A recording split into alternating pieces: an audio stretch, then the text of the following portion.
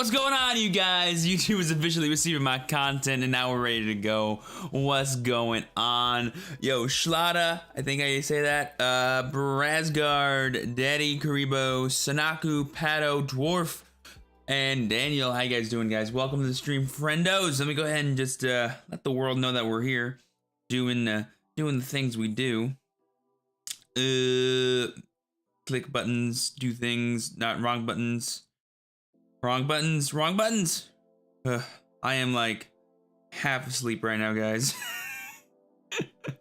Is everyone else? We're getting an actual Diabormon promo? Oh, the Diabormon promo. Yeah. The promo pack one. Yep. About time, I tell you what. About time, I'll tell you what.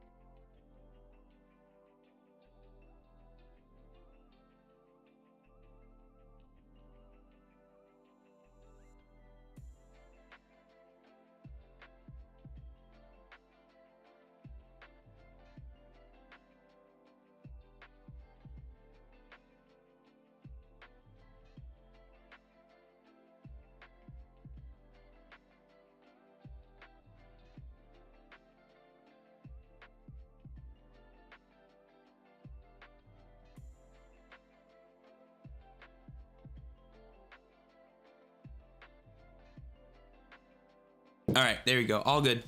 Yo, speaking of letting the world know, is my share squad present? If so, what are you doing? Get to work, boys and girls. YouTube isn't just gonna get people in the best Digimon stream ever by itself. It needs some help. Show the world what's up. Here's what's going on, Ryan Pat. How you doing, man? What's the D1 promo? Basically, yeah, it's the multi-security tag effect. So basically, for every Digimon named Diabormon you have in play, it gets +1 security, and guess what? It does include itself. So just by evolving it and having it in play, you already have +1 security tag, which is super cool. And when you combo it with the rare Infirmon from BT 1.0, you actually get to evolve it for 2 instead of 3, which is super cool. Dude, do you know where to get Digimon cards when it releases? Besides your LGS, asking them if they're going to carry it come the time it releases later this month. TCG Player is selling singles. Those prices should hopefully fluctuate here and there when release actually happens, but they'll still be pretty expensive on average, I think. Places like PPG, Core TCG, other online retailers that are going to get big amounts of supply that they can sell online, I would imagine, are the best places to start. Just made someone richer with Shine Greymon. Hey, it feels good, I guess. Get ready for that in 1.5 beta. Yo, Manny, that's awesome, dude. Best of luck to you, man. Hopefully all is going well for you. I, too, want in-person events to happen again. I never thought I'd miss people so much, but maybe not people. I don't miss people that much. People I wasn't the biggest fan of, but I miss card game people. Those are my homies, man. I miss just going to going to events, chilling out, meeting randos all the time, and just being like, yo, you play Yu-Gi-Oh, you play Pokemon, let's talk, bro. Miss it so much. I used to make so many friends at those events.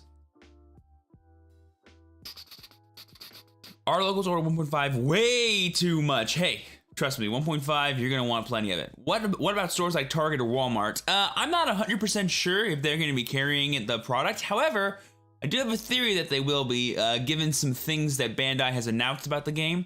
And also it's Bandai, and Bandai has a pretty good relationship with places like Target and Walmart. So they might actually, if they can convince them to carry the product, sell it. Data Squad Digimon? I do like Saber's Agumon because he's awesome, but I gotta give it to Ravemon, dude. I also just love Keenan. I think he's cool. What do you think about the concept of rainbow security, where all you run are the rainbow security Digimon? Yeah. I think it's neat. I think it's a bit wombo-y or a bit like variance based to actually do well, right? Because like the main way you deal aggression is by having damage dealt to you. And what sucks is that like it could be awkward because if your opponent just sets up like if your opponent just swings at you once, you take one security, and then for the rest of the game, all they do is set up a gigantic wide board that they use to go in against you. I'm not sure how you win, right? Because you don't play anything besides a security Digimon, I believe, to actually deal with security checks or stop game from happening. So they'll just kill you, and you won't get any use out of those Digimon in your security. What's the difference between 1.0 and 1.5? Basically, 1.0 and 1.5 are combinations. Are a combination of sets 1, 2, and 3 from the Japanese game. And in 1.0, we got a lot of cards from set 1, a lot of cards from set 2, and very few cards from set 3. And in 1.5, we're basically gonna get everything that we didn't get in 1.0. So it'll be like all the archetype-based stuff, like All Four Speedramon, Shine Greymon, Ragnar Lordmon, all that fun stuff. And then in 1.0, we pretty much got all the generic stuff, which is pretty cool. You playing any more tournaments soon? Yeah, I actually recently signed up for the PPG $2,000 tournament that's happening in a week from now, I think. No, next the Sunday after this Sunday. Are you in SoCal? Yes, sir, I am. I hope my LGS gets Digimon. They are not very good. They are not a very good card job. Dang! Razgard throwing the shade. I love my LGS. I miss my LGS so much.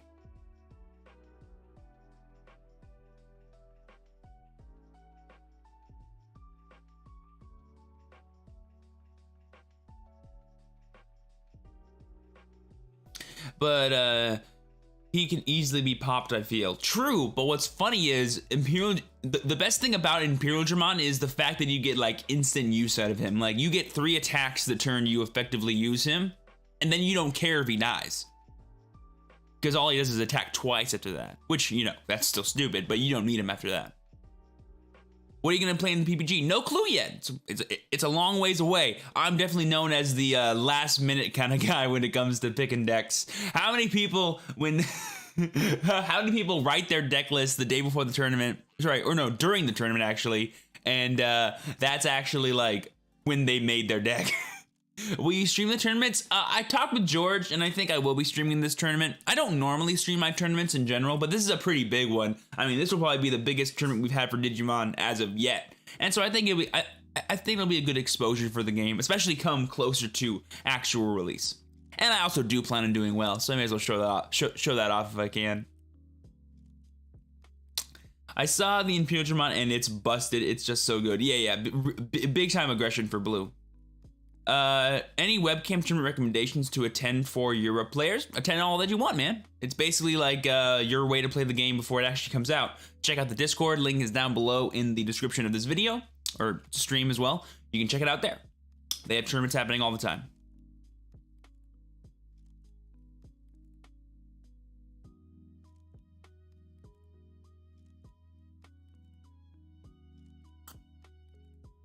You will do good like always. I mean, I gotta earn that TrueChampionSteven name, you guys. You already know. By the way, for anyone that does not know what the plan is today, essentially what we're gonna be doing is talking about the Digimon TCG, playing some games on tabletop in a minute, and then we're in like 2 hours or so, we're gonna hop over to Twitch and do the exact same thing. So be sure you're following me over on Twitch as well.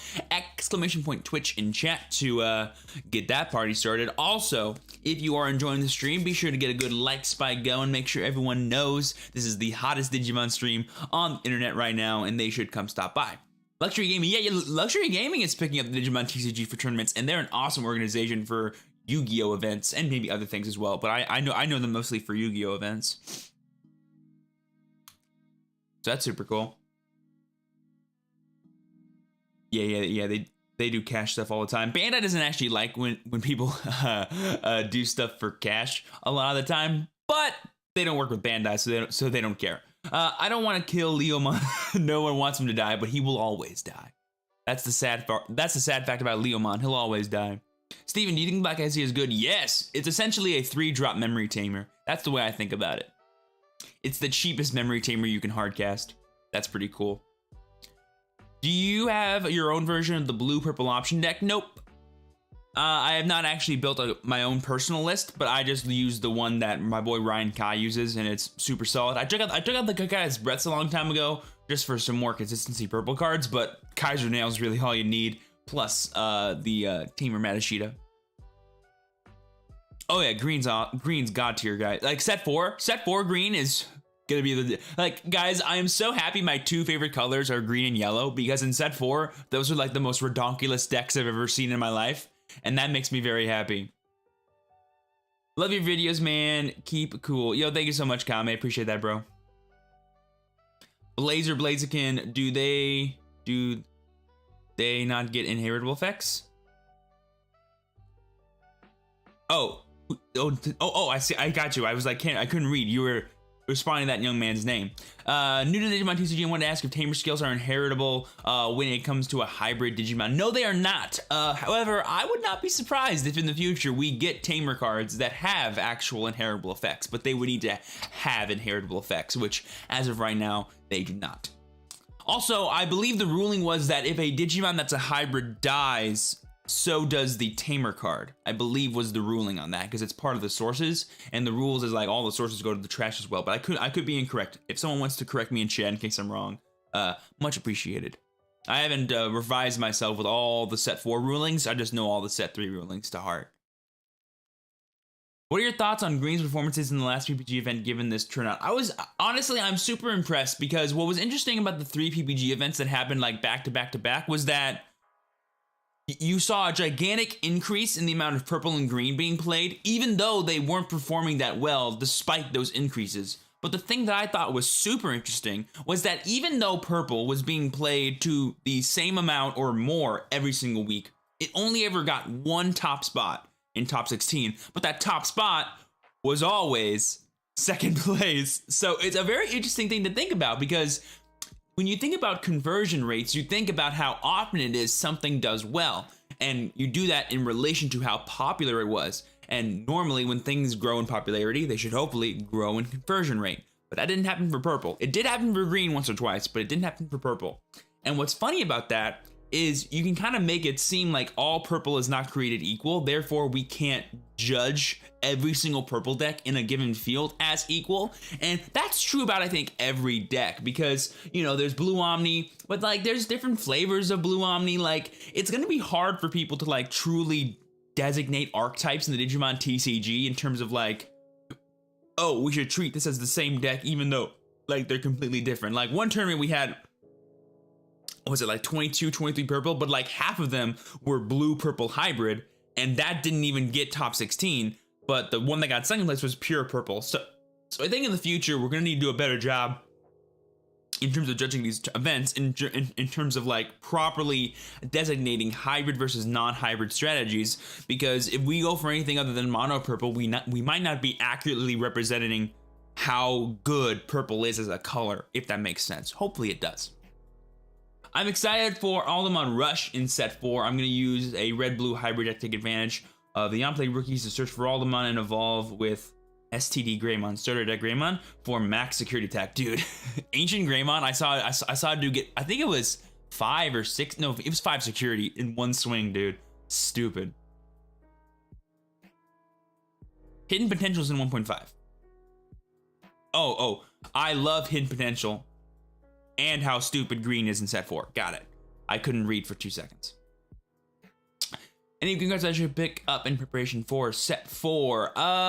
In terms of set 1.0, no, not really. You know, besides like the vanillas, the eggs, all the standard stuff. 1.5, that's where the bulk of your deck comes from, honestly. You know, set 4, you really just get Chaosmon, Nidhoggmon, and the starter decks come out for green, which you should always pick up those, because those are stupid. Do I need to purchase Tabletop Simulator first and then import it? What are we talking about? How do I get Digimon Tabletop? I got links down below. Basically, it's a Steam community workshop that you would download and add to your tabletop. It's really easy. And then once you download that, it'll teach you how to import decks and stuff. Yo, Vindo with that $10 super chat. Morning, I put Chimeramon in your Kentorismon deck to have the minus 11,000 effect live on my turn. What do you think? Seems to work for me so far. Attack with Ken Horus, then pop him to destroy up to 2 Mons. I like the innovation. I like the aggressiveness. My question would be, what'd you take out? I would assume cards like Mistymon were taken out. In which case, I kind of agree with that because I'm seeing Mistymon have like less and less value over time. The problem that I think would arise for you with this kind of deck is the lack of synergy you will have with your on-play ultimates. Because the really cool thing about playing cards like Mistymon in your deck is that you could remove cards while also playing your own cards that then you can evolve into other cards and then remove more cards, right? So effectively, you turn like your hard play of Misty into like a removal of 3 cards over time if you plan it properly. And that's a really cool thing to me. Chimeramon would just be a removal that one sent, and it would be killing your own unit in the process. And while I do, again, think it's a really cool thing to be more proactive in your ability to kill your opponent, I think the real cool thing about my yellow deck was it would always force my opponent to misplay. Like, having arrested Kentorismon during your opponent's turn is like the scariest thing to them because they're like, how do I deal with that properly if I don't have a 12k DP dude and nothing else on my board? Because I'm gonna lose something if I deal with that. Whether it's a removal spell, it's a 1-for-2, or it's a just swing at it, that's probably a 1-for-2 as well. So my reason to play Kentorismon was to be a causer of awkwardness for my opponent, not just like a hard removal spell. I almost never really activated the minus 11,000 DP because opponents would just like let him sit there and not deal with him, and he would just swing at security every single turn and then not die. So that's where I think the real value of Kentorismon comes from. But if you want to see the value as the minus 11,000 DP and you want to proc that more, Chimeramon is a great way to do that. Plus, in the future, we will get yellow cards that work in purple decks, so you'll be able to make a more proper hybrid deck and actually get something out of committing that Chimeramon to board, like on the next turn evolving it into Mastymon, for example, and then building your own board back up while also dealing damage to your opponent. That's going to be a super cool combo you can do if you do play Chimeramon that makes the deck super consistent. That's what I would say is probably the best and worst things about what you're doing. Either way though, cool innovation. Just won the with green. Nice, Marky. Way to go, bro. Way to go, bro. I can't say words. Do you think we will get ban list like in Yu-Gi-Oh! Eventually, or set rotations like a bunch of other TCG? IMO, I don't want neither of those. I actually don't know. I feel like it has to go ban list given everything I know about Bandai. But honestly, I mean, usually when you have a game built on set rotation, it's because the game is built on staples like Pokemon, for example. And while Digimon isn't built on staples, it's built on very commonly placed things. Like, they could easily reprint a couple of cards and then just justify, I think, a set rotation. But again, I think banlist is more likely given everything I know about Bandai. And even then, I don't think the game needs a ban list anytime soon. Because even the broken stuff in set 4 is balanced, I promise, once you look at the entire meta. Omnimon is getting some support. I saw a few cards today. Set 5? Yeah. It's literally called, what is it, Battle of the Omegas, so I'd assume Omnimon gets some support in that. It's just Omnimon go burr, but the fact that you can pull play... Actually, Daddy, I kind of disagree with you. I don't think the best thing about the blue Omnimon deck is Omnimon. I think the fear of Omnimon is way more powerful than Omnimon will ever be. Because I don't know about you, but whenever I play Blue Omni, I almost never actually win with Omnimon. I win with just Metal Garurumon being a stupid card because my opponent is just sitting there trying to summon as many different names of units as possible so that way they can isolate themselves against Omnimon. And I'm like, cool, I wasn't gonna use them anyway. I got 6 dudes in play, you have 1 security left, your turn. Like, that's usually how I win the game.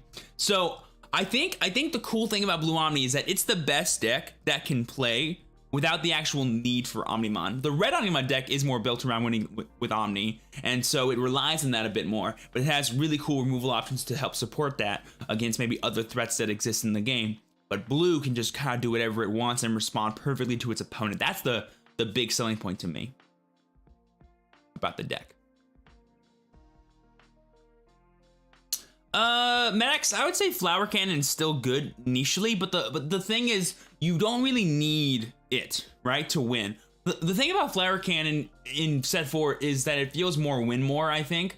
But a cool thing you can do with it is like early game, you can like disrupt other green decks from doing their big combo plays. And that's a really cool thing about it. Because you have cards like Hercules Kabuterimon, which literally does what Flower Cannon does for Digiburst 2. So you don't lose any aggression. And in terms of defense, well, you're going to kill your opponent before they kill you. So you don't care about surviving insecurity. So I feel like people just see that Flower Cannon isn't needed. But it is a nice tech for specific situations. But the problem is that you have to take it out in order to play. Like, the problem arises in what you take out, because the deck is so finely built, like it's hard to find room for niche techs like that. And when you take away cards like Hidden Potential, or your rookies, or your megas, or your ultimates, you're removing very key pieces you need at very key times throughout every single game you play, and not just like very niche situations that Flower Cannon would do. So I think the main problem is that people can't justify playing Flower Cannon anymore of its cheap memory cost XD. Oh yeah, well, yeah, but a lot of decks have those. How do you feel about Chrono Clash? Never played it, never heard of it before this game came out, but if it has the memory system, can't be too bad. Why does the best card in the game need support? Well, I mean, technically it won't be specifically this Omnimon. It could just be a brand new Omnimon that comes out that's completely different, but yeah, technically Omnimon would get support. Also, Omnimon Zwart Defeated, that'll be. I want that card to be good, because Omnimon Zwart Defeated looks so freaking cool, dude. Have you seen what that card looks like, dude? It looks so good, bro. Yeah, I don't play much Garurumon stuff, mostly random stuff I string together, like red, yellow hybrid I made. Nice. In the future, that'll be an actual strategy. Yellow Omnimon possible win. We do have a Yellow War Greymon, dude, so you know what? Bring it on, bro. I'm ready. Bring it on. I will play the crap out of Yellow Omnimon, and it kind of makes sense too that Omnimon would be yellow, because he is a Holy Knight Digimon, and all the Holy types are yellow, so you know what? Let's go, baby. Exactly, Robert. That's a big deal. I talked about that once before. Now, the fix that I came up with wasn't exact reprints, so like they wouldn't create Goblimon again.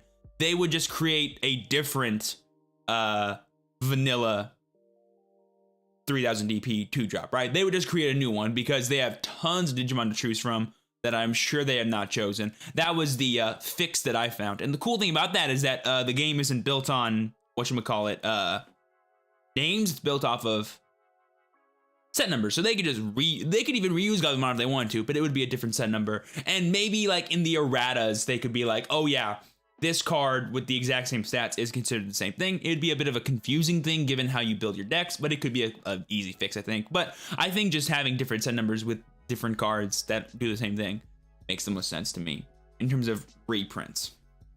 Now, specific like SR reprints and stuff, if they were ever to do that, that could get sketchy. So you never know. Side deck not needed. This game is perfectly fine to be teched out like Pokemon. Flower Cannon versus Needle Spray. Needle Spray is more powerful during your turn, but Flower Cannon is more powerful overall. Whichever one you prefer is the one you use. There's good and bad to both. Question, can you use Option Card if you have the same color card in your breeding area? Breeding area, yes. Everything on the board is considered in play. So as long as you have something face up with that color in play, you're good to go. Key point though, you can't interact with the breeding area. So if it's a card that targets a Digimon on your board, you can't use it. But if it's a card that targets a Digimon on your opponent's board and they have something in the battle area, you're good to go.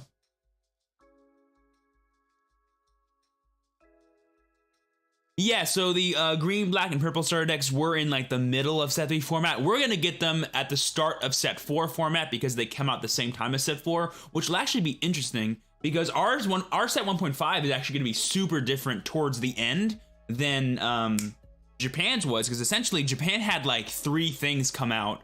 They had the promos for Black Metal Garurumon, Black War Greymon, Grand Kuagamon, and they had the starter decks that come out, which affected the meta drastically for purple and green. But we're not gonna get those. We're just gonna get literally set 1.5, and we're gonna roll with that for 3 months, two and a half months really, which is gonna be super cool. I can't wait to see what we come up with over time. Good luck, Brasgard. Omnimon Schwartz is German for Omnimon Black. Yeah, Zwart. Yep. It's a play on word for that. Omnimon Merciful mode, about to be yellow. Dude, let's go, baby. Digimon Try, let's go. Give him to me. Dude, he would, dude, he totally will, but you're right. Straight up. Place your bets now, folks. I took one Unimon, one Mistymon out for the Chimeramon. Oh, dude, two unis is, that was originally what I had in my list, was 2 Unimons, which when I told people that, they lost their shit. They're like, wait, you only have 2 blockers in your deck? No, you can't do that. You gotta protect yourself. Bro, have you read what Kentorismon does? Please read what he does. I don't need blockers, bro. I need 1 blocker, maybe. Boncho Lilymon confirmed for set 5, Brasgard, so you're in luck, homie. You're in luck.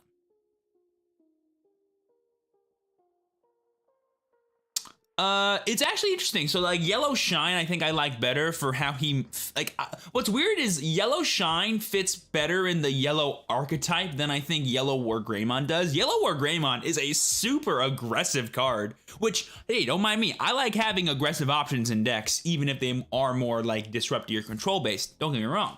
But he is such an aggressive card, ladies and gentlemen, that it's kind of hilarious. Do you think we'll ever get a Granny card? Maybe.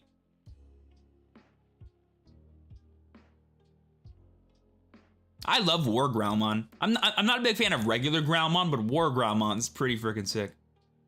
Alphamon win. I wouldn't be surprised if he came out in Battle of Omega, but I think Battle of Omega will be more focused on just like Omega stuff, and then like niche things like Slayer Dramon, Boncho Lilymon, Argomon stuff that we saw in the reveal of the thing. Starlight Explosion is an interesting card because the more I read it, the more I go, this does not belong in red. But I'm happy it's in red because like it seems like a funny tech. I'm not sure the specific use it actually matters though, because what's interesting is the second you play it, all you do is you prevent your opponent from attacking you next turn unless they're stupid, right? Like unless they're just dumb and they want to lose their entire board for free, right? So it's very interesting. And what's cool is if you check it as security, you can like halt the rest of the turn's damage. So it's like effectively Holy Flame for red decks. But you don't need that because you're just so aggressive anyway that you can just out-tempo people. So you don't really care if you're behind to try and stall damage. You just care to accelerate your board presence most of the time. So I feel like it's not needed. But it's a neat, different kind of thing you see in red that not a lot of people realize is in red. Not sure, Alicia. I hope so. I like Yellow Gray, War Gray, because I can play aggressive while recovering. Well, you're not recovering, but I get what you're saying. I hope we get a super OP Alphamon to fight Omnimon XD. Oh lol, the battle of the anime moments. When do you think they will show down? Wait. Slow down adding key terms like Digiburst every set. I feel like they've only added like 1 or 2 keyword. What? Let me think here. Let's see. They added Retaliation and Reboot, I think, for set 2. In set 3, they added nothing? Did they add no new? I don't think they added at all a new thing in set 3. And then Digiburst was released in a starter deck first, and then a month or 2 months later, it was released in set 4 as like the actual main support. And then you had Hybrid, not really an archetype or a keyword, but an archetype. So I actually don't think that they are releasing too many keywords. And really, keywords are just easy ways to sort of print skills. You know what I'm saying? Like you're basically asking me, when are they going to slow down giving new cards effects, right? You know, so I feel like the question doesn't make sense. You know what I mean? The thing about keywords, though, is that it can be applied to multiple different things, which is pretty cool.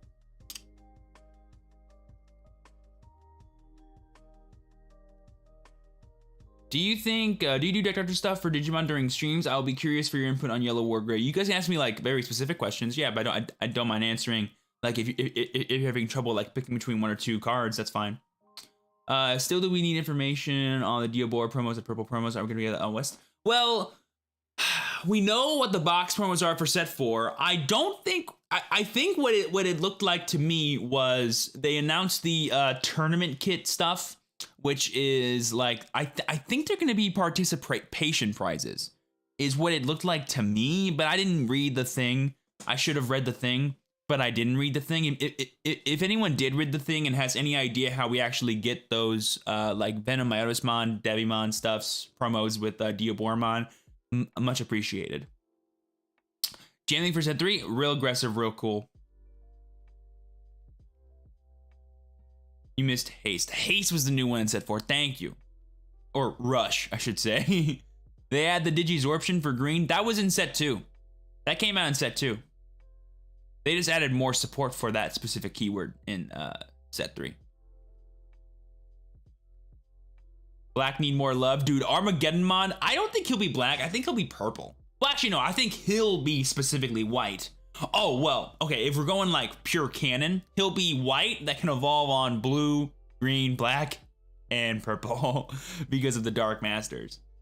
If we're going like full canon with him, but I think just white makes sense for him, given what he is. But if we're talking like pure type and like what he should be, I think purple makes more sense than black does. Do you think so the game doesn't burn out? I mean, so I've been on the record for saying that the speed between set 1.0 and 1.5 was too fast, but the speed between 1.5 and set 4 is perfect, right? I think that's fine. Like 2 to 3-ish months before a new set comes out, I think is perfect for meta to evolve, adapt, and for us to enjoy the game once we do get like the official stuff rolling. Personally. Like Japan like has no burnout. They have tons of time to experience stuff. We just, the game's not even out for us yet, right?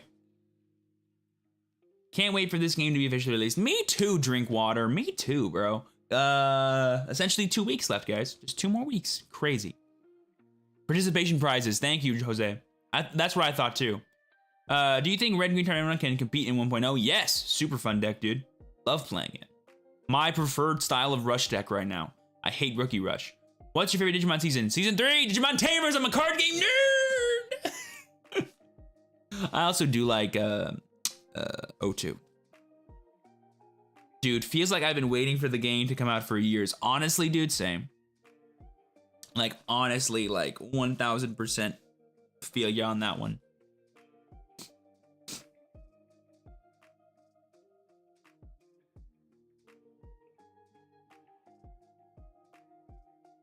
Yo, thank you so much, Vanguard Gogeta. Appreciate that, bro. Frontier fan forever. Oh, wait. Look to the past as we head for the future to reclaim the digital world. With faith in ourselves and trust in each other, we live by the lessons we've learned. As we work towards one solution, or spirit evolution. I am the one. I am the Digimon. Yeah, that's a... I don't think. Don't worry about it. I got pretty loud with that one. Oh.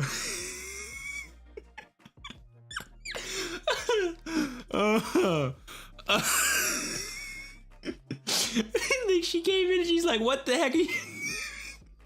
Oh god, that felt so good to do. Ah, man, I have had a good... Guys, I have not had a good singing fit in a long time. You know how like when you're in the car and like that one song comes on and you're just like, oh, everyone else in the car, shut up. This is my moment. And you go for it? That was that for me right there. It's been a while since I've done that. I don't go outside. Okay, sorry. No, the game wasn't delayed till February. Certain places aren't getting 1.0 stock on time in January, like 27th something, but they will get them before February starts. The thing that got delayed specifically until February was these starter decks for set 1.0, and they'll come out like in the middle of February, and then they're gonna do like a big like flush of them in like late February, I believe. As far as I know, 1.5 is still scheduled to release in February. Yo, Oda bro Ed, thanks for the beautiful serenade, my dude. You're welcome, bro. Thank you for the super chat, man. Appreciate you. Being the weeb that I am, I prefer the Japanese intro for Frontier. That's a good intro too. I can't sing that though without sounding super stupid, so there you go. Clip it and ship it, XD. To work towards one solution or spirit evolution. I like going like super aggressive with stuff sometimes. You know what I mean?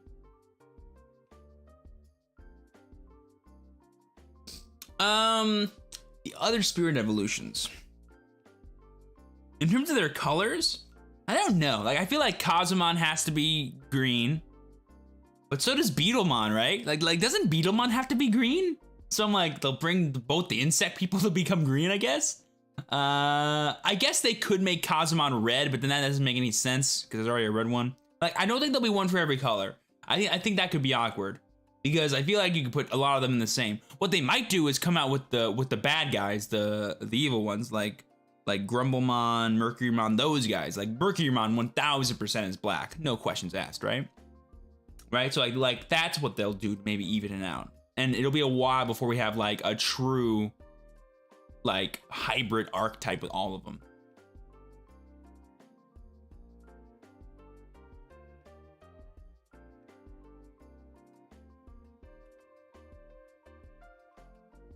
I think green makes more sense for Beetlemon. I love Mercurymon, bro.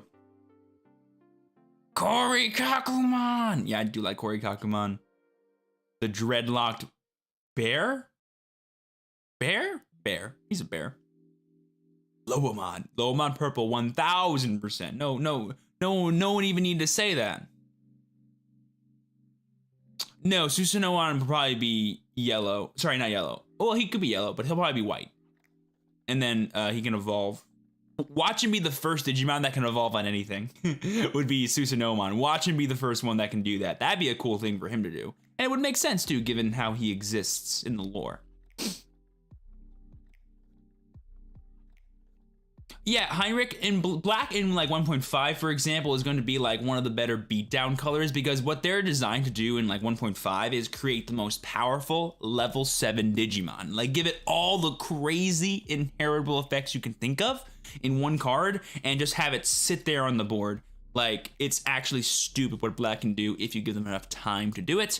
In set 4, what's interesting about black is they become a lot more inherently aggressive. They become a more proper beatdown deck with cards like Blastmon, or even just straight up rush style decks like D-Brigade and stuff. So they're gonna be a bit like interesting because they have a good balance between offense and defense, given how many blockers they play. But in set 4, they'll get all the tools they need to be like a proper beatdown like deck that has good blockers and even some good removal cards in the form of Blastmon and other things, which is like super cool. Also, the Zubagon Punch or whatever the 2-drop option card is actually broken. It's actually a legitimately stupid card. These, oh yeah, dude, I keep up with the reboot. Beautifully animated, in my opinion. And what's cool about the brand new animation too, by the way, is that it holds true so well to the OG stuff that I'm like, whoa. Because like, you know how like when they reboot stuff sometimes and they like change the animation style like a little too much and you're like, this doesn't feel like the same show. This feels like the same show, but I'm watching it like, and it looks way better. You know what I mean? Like it's the same show, but it looks way better, which I like. That's a cool thing to me. That's the right way to do like a reboot style thing, or like to revamp an animation style for a show. Oh yeah. Yep, level 6s do have inheritable effects. There's Durandamon and Briludramon that literally give either piercing or blocker to your level 7s. Don't let this distract you from the fact that Mr. Krabs sold SpongeBob Soul for 62 cents. Me $1 million. That's all I got. Yep, piercing is Durandamon, and Briludramon is the blocker one. I want the Lunamon line in the game. Moon Goddess deck, let's go. It's possible. The cool thing about the Digimon TCG that Bandai has proven is they are willing to go to the ends of the earth of the franchise to get card ideas from, which, that's awesome. They gave us Blimpmon, guys. Blimpmon! When was the last time you heard about Blimpmon? That's right, never. I've done it, Daddy Karibo. It's stupid. It's really dumb. It's actually stupid giving Millenniumon blocker. Imagine giving Millenniumon blocker, reboot, plus security attack, and jamming. That's what you can do in a black deck in 1.5. All I'm saying.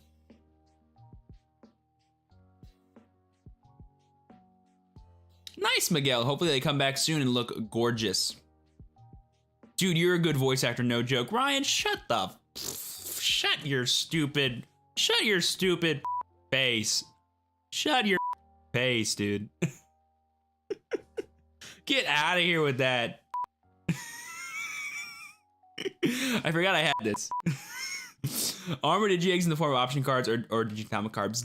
Oh, I never thought of them as Digitama. Digitama doesn't quite make sense. Well, actually, no, that's not true. Let me think about that. Let me have a think about that one. No, Digitama doesn't quite make sense because it's a little awkward given like the sequencing. But if you could like somehow evolve on a Digi-Egg in the battle area and activate like some kind of effect that lets you evolve from deck, that could be stupid. But I think it will be just option cards. Oh yeah, beefy 1000%. I sure do hope so, Jacob. Do you think I should sell my 4 Alt-Art Pidemoms while they're high and buy them when they're cheaper, or just hold on to them? It depends on how badly you want them. I'm always a fan of utility maximizing when it comes to playing card games competitively, and if that's what matters most to you, don't worry about it. But if you want to make some profit now is the best time to do so. And later on, if you have the patience to wait for your Piedmons to go down, which by the way they might not do, just heads up on that one. Then go ahead and do it. But I've always been a fan of you got them, use them now. That's how you're gonna get actual satisfaction out of them, more so than just money. The store. Oh, you guys are gonna love this. Hold on. If we're talking Raidramon, hold up. Check out my dice jar, boys and girls. Look at this. Look at this crap, dude. Raidramon, the Storm of Friendship. Look at this. Look at that. This is really sharp, but it's cool. It's a little magnetic dice jar I got from Etsy. Super cute. I also have a Digi-Egg of Miracles, too. No, Grookey fell down. Hey up, eventually. Ugh. I love Dynasmon, dude. Dynasmon's my favorite Royal Knight, TBH. Him and Examon, for sure. Him and Examon, for sure. I have no clue. I think it's actually made of wood. Like, not gonna lie, I think it's made of wood. Feels. I've done woodwork before in the past. It feels like it's made of wood.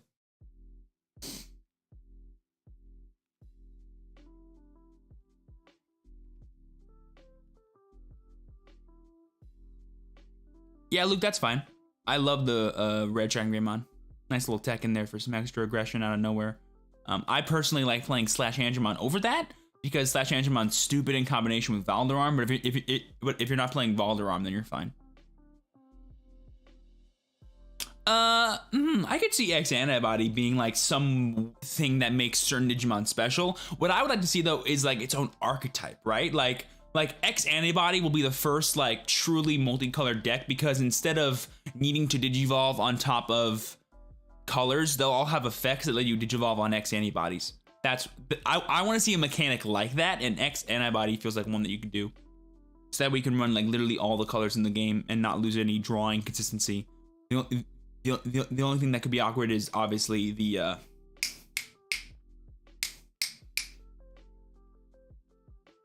option cards. That's the word. The drill of knowledge or power.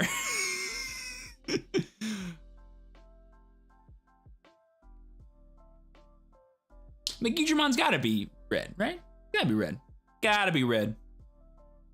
Gotta be red. Well, I'm still waiting on that yellow Gallantmon. We already have yellow War Growlmon and yellow Growlmon. Where is yellow Gallantmon, homies? Oh god, D-Reaper, no thank you, because I can only imagine what that alt art would look like. It'd be the creepiest photo of Jerry you've ever seen, homies.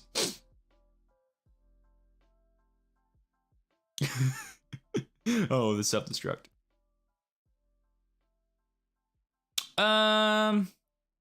Agnemon, he's gotta be yellow, right? He's gotta be yellow. The egg is yellow, he's gotta be yellow, but Emon is blue, so.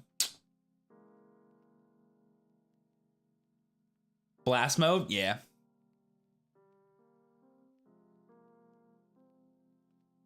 Cool, Digivolve without the need for changing levels, so you can just become a level 5. So it's like an upgraded form for the level, that makes sense. Yes, sir, Heinrich. I'm playing in the PPG $2,000 tournament in about 2 weeks. Looking forward to it.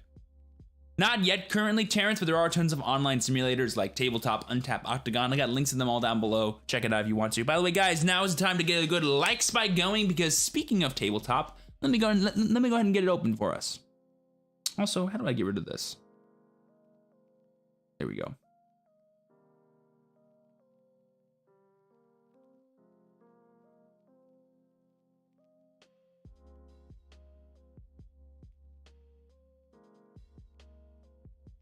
Yeah, Max, I do. It's in my Discord, but I haven't actually done a thing for that series, and I think I'm actually going to be ending that series really soon in favor for a new thing that I'll be doing. But I do plan on going through some of them, and basically what you can do in my Discord is you can ask for generic help from everyone in there. It's probably the better thing to do because there's some smarter people in there than I am, actually. But I tend to pop in there every now and then and give advice if it is absolutely required of me. But if you just want to give me the idea, I can comment on it now if you got it. I don't mind doing that. I heard one of your favorite deck is. I love how it's become a meme at this point that everyone just makes fun of me. Like you guys know I'm the last person to actually openly hate stuff. You guys know I'm not a hater kind of guy. I hate that deck, but I don't care that it exists. I will play against it and I'll treat my opponents with the utmost respect as I would any other person. Every time I play against Rookie Rush now, they're like, dude, you okay with me playing Rookie Rush? I'm like, dude, it's fine. Play Rookie Rush, bro. Have fun. Have fun losing, I guess. You know, like, it's so funny, man.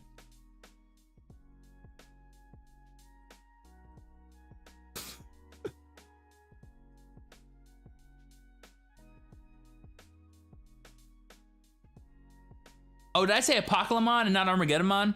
Well, Armageddon's obviously going to be white as well because Dearborn is. Look, Armageddon and Apocalypse mean the same thing, dude. They mean the same fucking thing, dude. It's hard to not actually say the word when you do that. Like, it's hard to time this and like not actually say it. Is it loud? Is that loud? That's pretty loud. Why do you dislike Rookie Rush? I don't dislike Rookie Rush. I think it's a bad deck. There's two different things there. I don't mind the deck. I think it's fine that it exists. The thing that I hate about it is that people think it's like this unbeatable monster when really it just sucks. That's what I think. I don't think the deck is actually good. I think it wins, but I don't think it's good. There's a difference. Yellow's awesome and very underrated. Definitely give it a try if you're a fan of the deck. The rundown of my yellow-purple build is basically a level 3 and level 4 rush, but I'm thinking about running BLZ for the giggles. Should I try it out or stick to the rush idea? I think the Beelzemon would be a nice little surprise top end to deal with like surprise hard play blockers and stuff, which could be super cool. You know, like there's so many moments where like your opponent thinks they're gonna die to you, but you have like that random Immon there, and if they hard play a level 5 or something, sorry, a level 4 blocker, you can just go for the Bales, kill it, and swing for game. That seems pretty cool. Also, just in general, having any kind of removal in a more rush style deck is always preferred than none, I think. Especially given 1.0. Actually, John, that's not true. I do think Rookie Rush gets better with 1.5 and actually becomes a pretty viable deck come 1.5 time. But once we get set 4, I think it will be kind of crept out of the meta by then. Sadly, the deck isn't going away anytime soon, regrettably. But don't worry, you won't be seeing me playing Rookie Rush. Never have. Hopefully never will. If it's like the actual best deck for a tournament, maybe I'll play it, but probably not. The deck wins means that it can win a game. The deck is good means that the way it's put together means that it can win more so than not. To me, a deck that has zero actual interaction between you and your opponent is bad.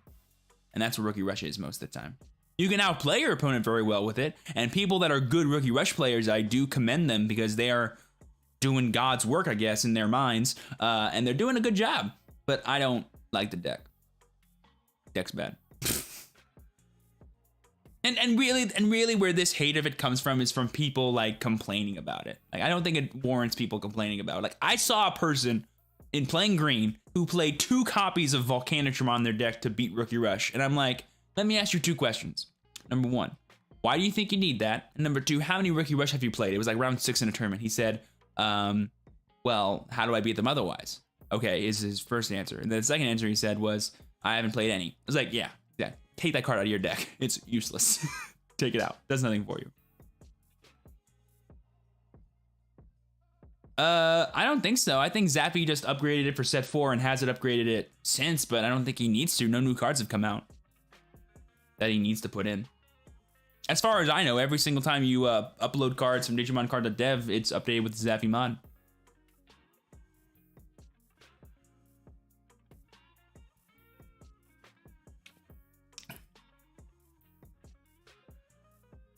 Ancient Greymon.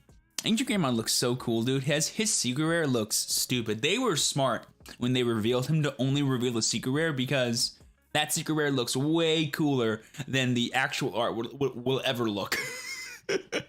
Which is kind of nice, I guess.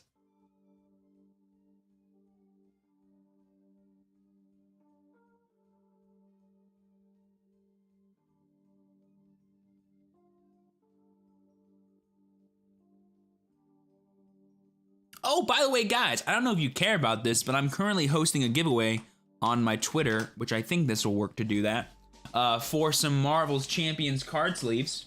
Not those ones. Not those ones. These ones. These super cool cards I did a review of today on my YouTube channel. I'm doing one of the blue, one of the purple, and one of the yellow, or orange. If you want to go there, check it out. It's the first tweet you'll see after my pinned tweet. Follow the links in there. You can join. All right, let's go ahead and move over to tabletop now. Really fast.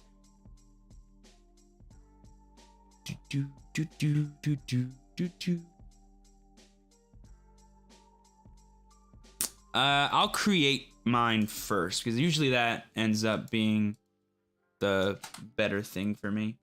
So I'll leave it open to you guys really fast. The server is called Set1 Testing High, and the password is capital H hello. Feel free to go in there if you want to.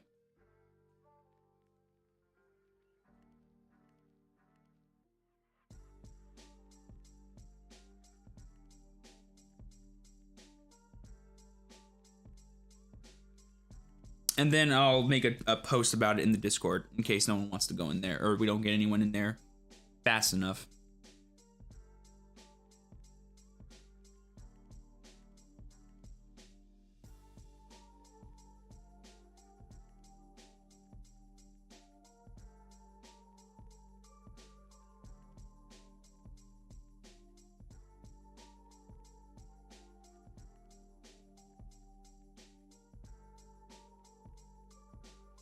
By the way, guys, friendly reminder that tomorrow I'll be having viewer fights on my Twitch stream for the Digimon TCG, and I will be allowing both webcam and TTS. I'll explain more about how to do all that stuff tomorrow, but just know that all you need for webcam events are a webcam, an IRL 1.0 deck, and of course, Discord.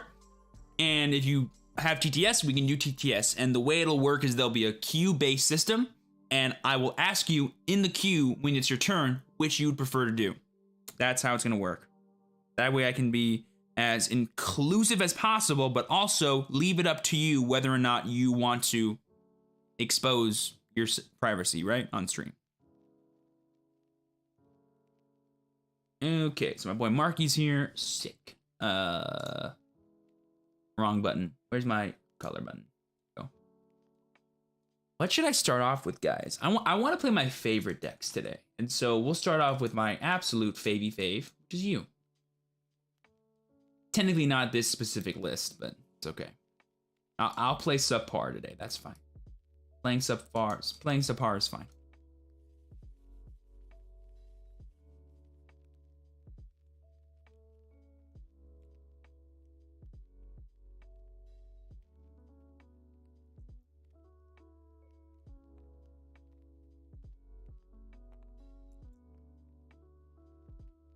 I'll be going first. Okay.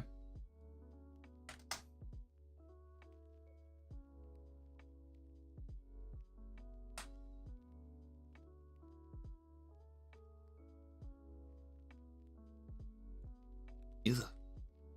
Not preferred. Oh, he's playing Rookie Rush. He did it because I was talking about it. Well, too bad for him, man. I'm playing the one deck he hates. This deck is pretty much designed to beat this one. Or at least it may as well be. I could have swung there, but he obviously revealed he's playing 6K, so there's no point in doing that.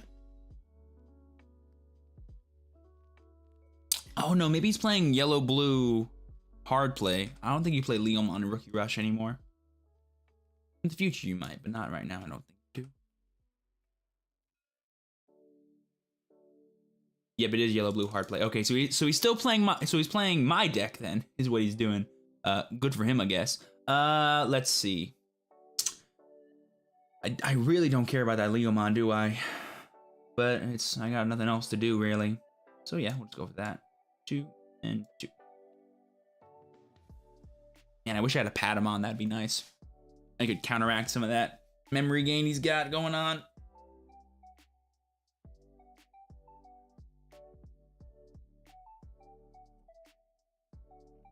No Tinker? Sick. Ugh. Not drawing the things I care about. Kaiju Nail whiffs. Well, man. I just don't want him to keep stuff on board, you know what I mean? But I also want to gain value. I wouldn't even gain value with the Labramon play. We're just gonna go for this. Bye. Imagine if I had like Labra or Pata on the board, man. Like how stupid this owning of this board is. Gives me the 3, gets recovery. Yeah.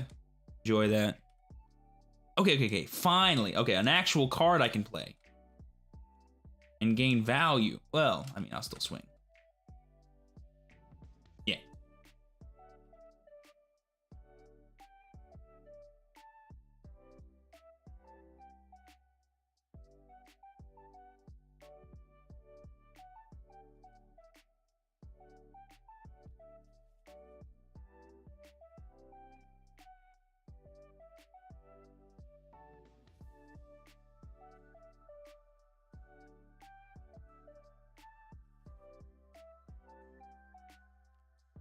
Yep, Slash can kill Slash, fun fact.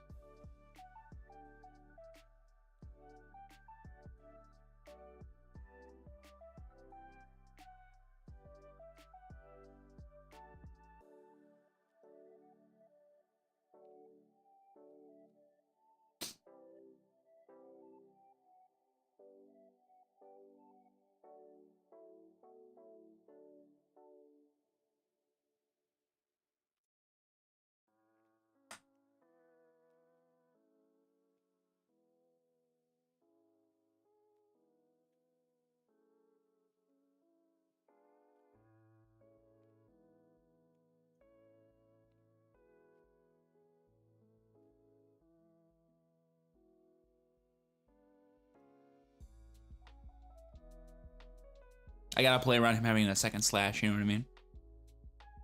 Because if I evolved all the way up to Sirenmon here, I could have lost it.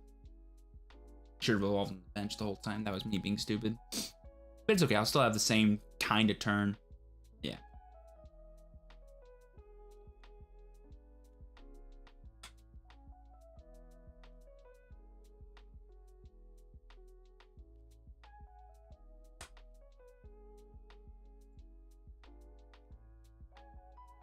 And I draw 2. It's 2. Easy mode. Hey, look, a blue boy. He got it.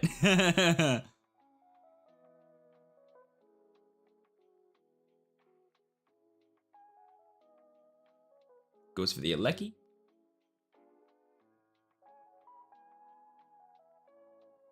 Is he going to regret his mistake? Let me have my punish. I wanna have my punish active. Do. Please. Okay.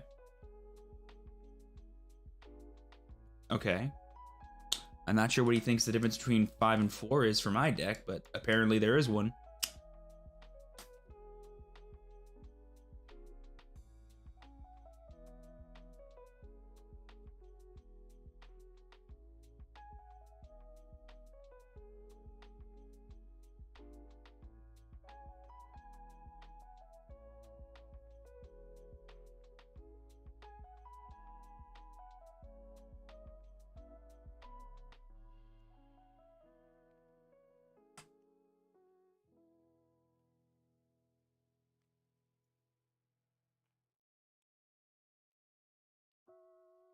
It's gonna make him awkward for him to actually attack with those rookies. I can get a +1 memory every single turn thanks to my Angemon. Yes, sir. He's really good. He's really nice, kind of just like a 1-for-1, but he stays on board afterwards. So really, he's a +1 on board for you and a -1 for your opponent. And he's really nice for fixing numbers with cards like Slash Angemon against like 11,000 DP megas. Really nice for that. Poupetmon.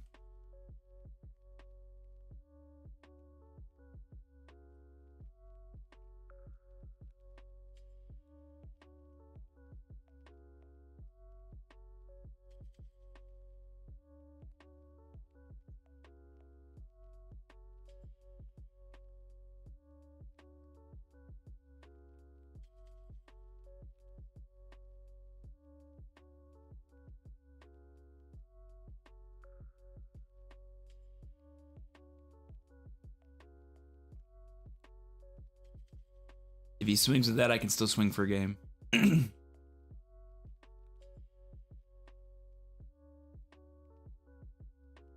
No hand limit, Rico. Oh yeah, for sure, Val. Super great card.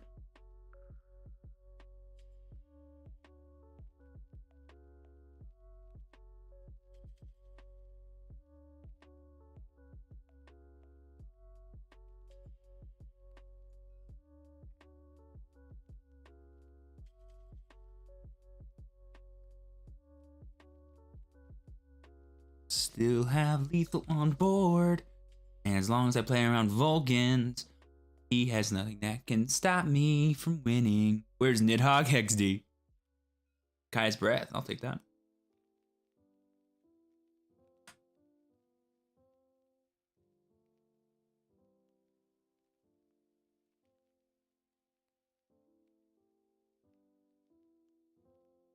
How do I win this game?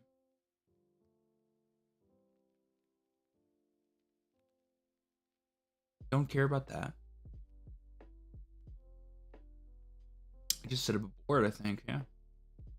2. I could go 3, 2. I want to play around his own Misty, regrettably. So he could have another removal spell, but if it'll cost him if he wants to go for it. There's no hard play. I mean, he could also, yeah. So like, if he wants to hard play Misty now and only kill one thing, go ahead.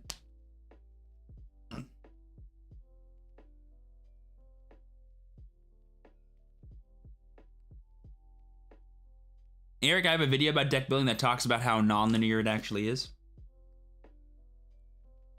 It's actually super diverse and interesting with the things you can do. Now, obviously, the things that are winning seem linear to you because you understand why they're that way, but do you understand like why they've evolved into that way? If that makes sense.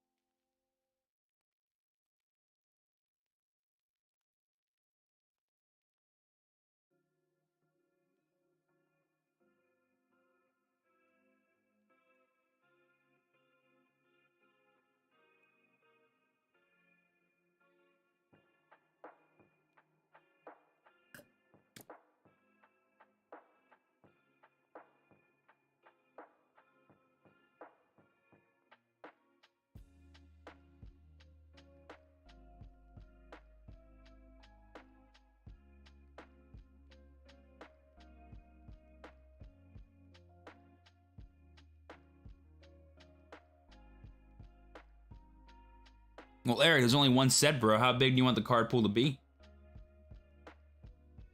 I'm trying to think, what could he do to kill me? I feel like I should save the block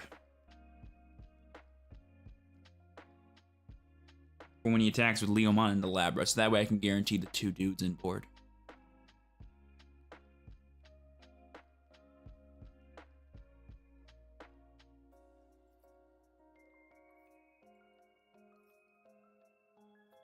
That way he can't play like removal spell plus healing card unless he has Vulcan's Hammer in hand.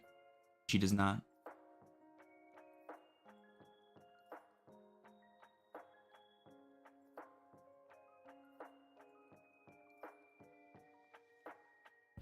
I think that's GG. He does play blockers, but I got 2 attacks. GG.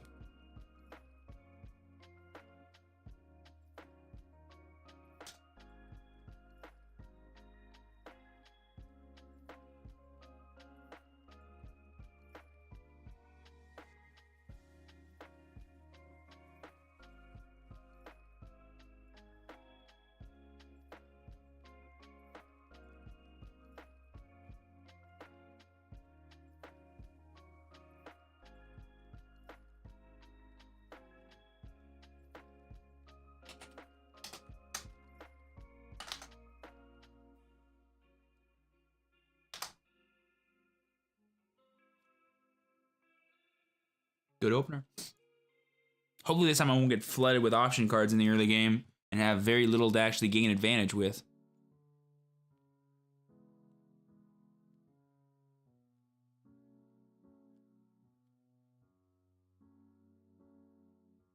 No, I'm not playing into it.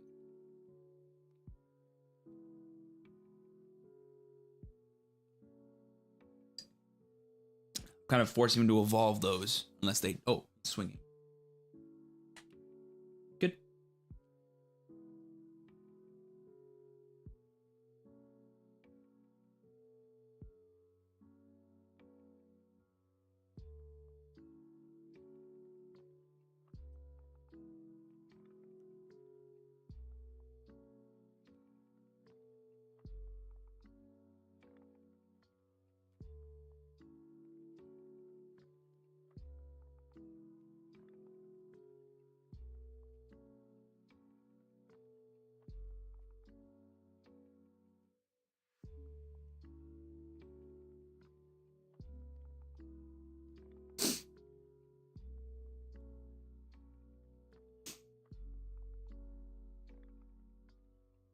They're standard size card sleeves.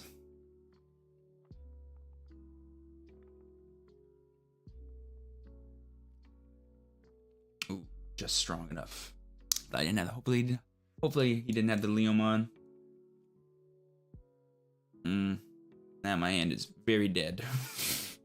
Okay, it's less. Ooh, it's actually way less dead now. That does go away. That's fine. Oh, that's good. Okay. So we're bouncing back.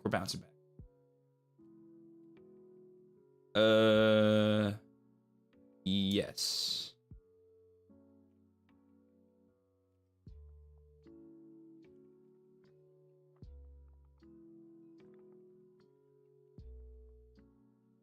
And what's cool is there's no one card in his hand that can instantly respond to Contourusmon. He just wasted his Mistymon, so he needs Slash plus another Misty. Let's see if he's got it. If he does, I just get to kill it back, which I don't hate. And I get 7 memory. So many fun things. This goes for the Angemon. Makes sense.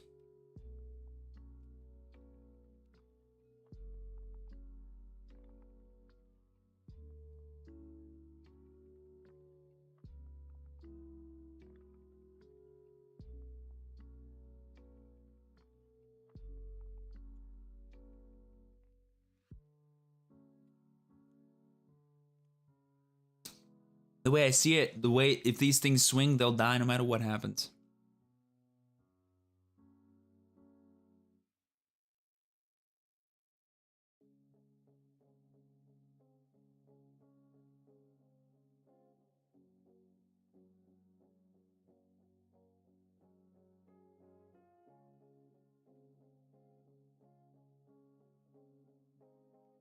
Green, bro. Green is going to be probably my favorite deck in 1.5.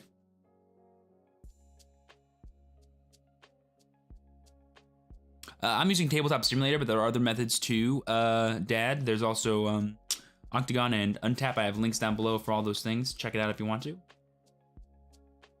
Goes for his own Kentaurus. Okay. Again, I'm not sure what the choke was for, bro.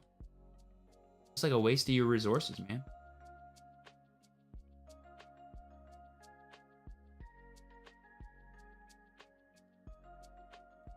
Like, you're supposed to save the Vulcans that way you can play around your opponent choking you. You're a hard play deck. You don't care how much memory you give your opponent. Usually. In the late game when the game's like being decided, I guess it could matter. But, you know, right now it kind of doesn't. Currently, that Kentaurus mine is 12, by the way. Imperial's gonna be super cool. So for the Kaiser Nail, like it.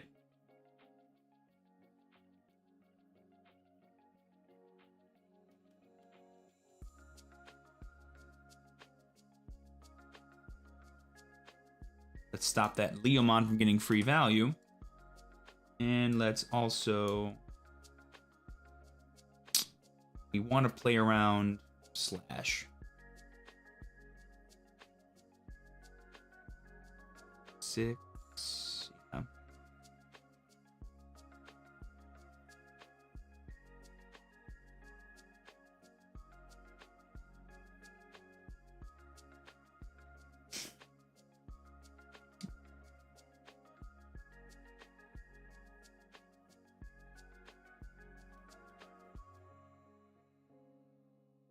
They could, but probably not. They didn't do it in JP. I doubt they'd do it here.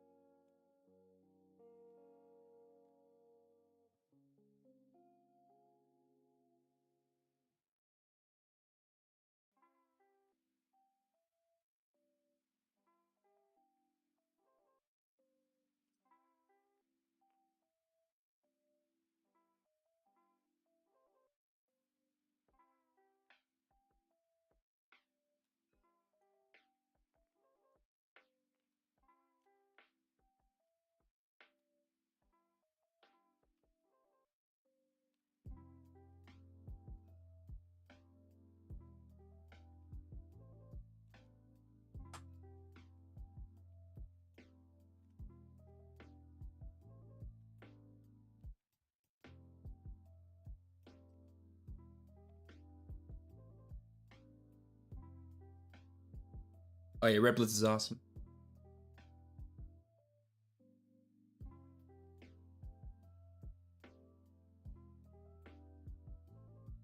And Blackboard Greymon, to answer your question, Braz. Blackboard Greymon's my favorite Digimon.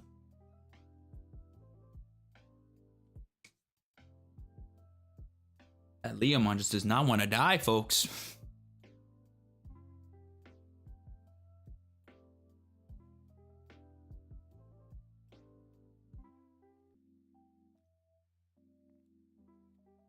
Now that's the turn where you want to choke. Have a blocker, E. No blocks.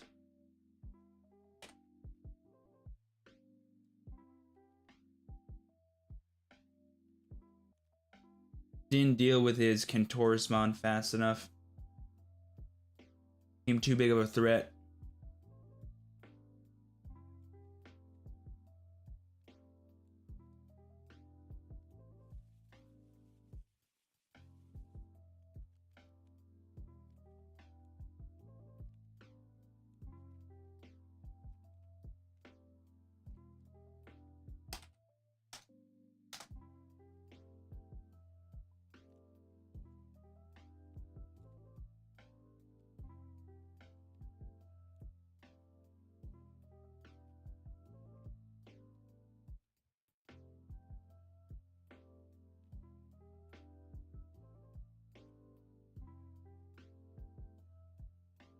Not War Greymon, that is black. Black War Greymon. Golden haired boy.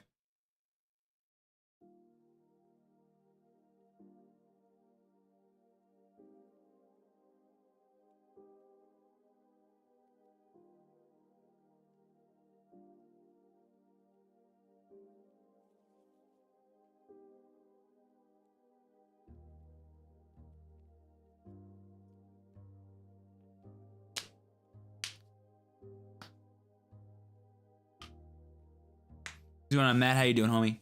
Welcome to the stream there, friendo.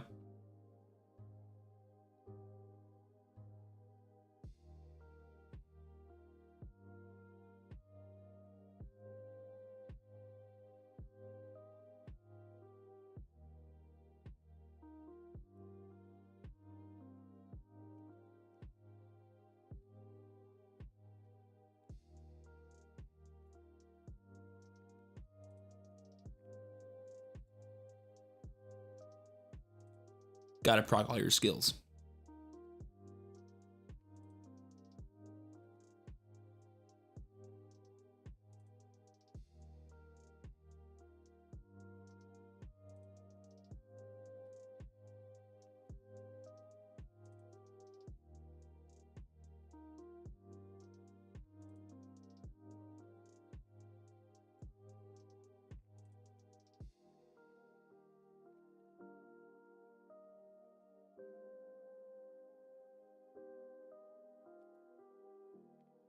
I gotta play around his ability to go Mistymon, you know what I mean? I don't want to give Mistymon full value, but I still want to advance my board state.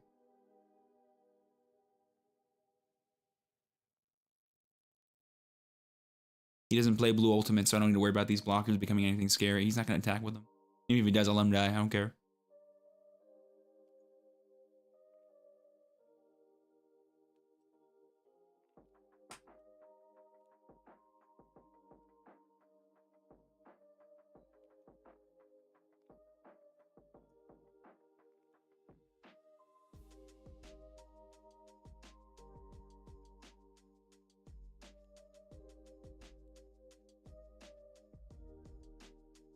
I'll let the Leomon go through too, by the way. Because I want him to force a hard play to be 4 cost. Or, sorry, give me 4 memory, I should say. Just gonna put it down. Cool. Ooh, that's tempting. But, so it's just doing this.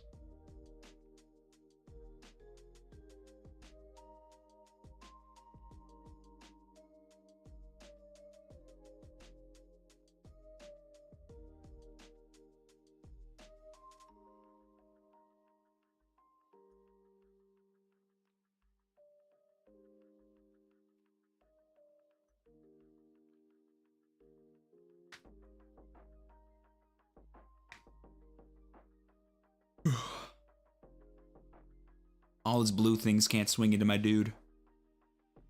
Only his yellow things can.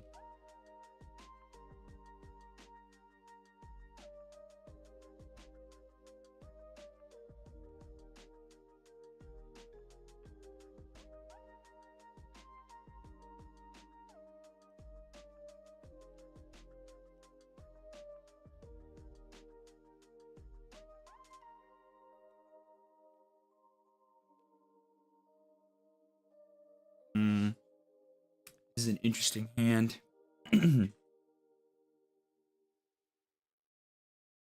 Don't currently have a way to play around Slash.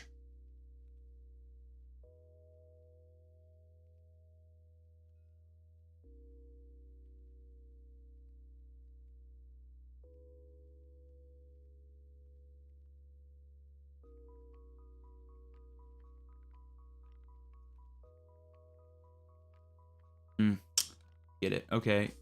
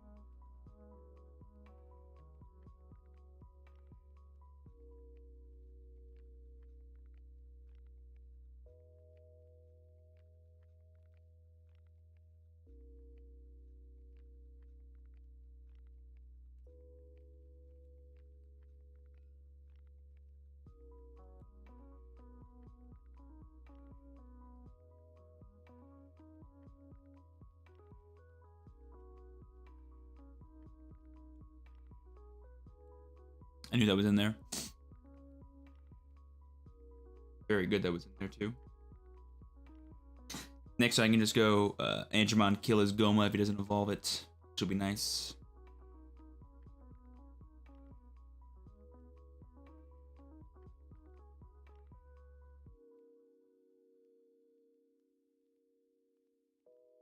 The booster set one, Drew. The booster set one is better, but you can also play with both. I've seen people do both, and it works fine.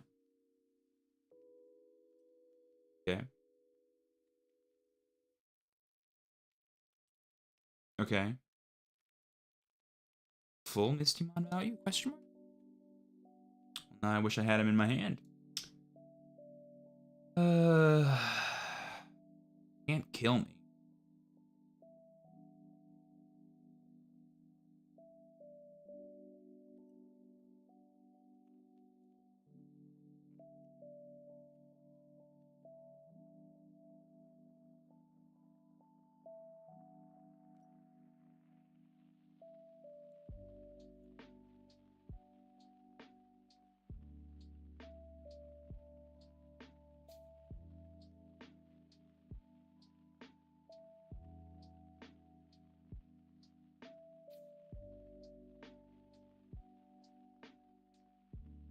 I don't want to make it easier for him to cut his breath, so I will, no, we gotta block this. It's too free not to block.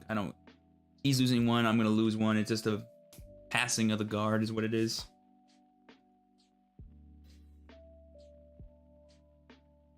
Oh, it's just Kentorus. That's actually huge. It's huge that it's not Slash.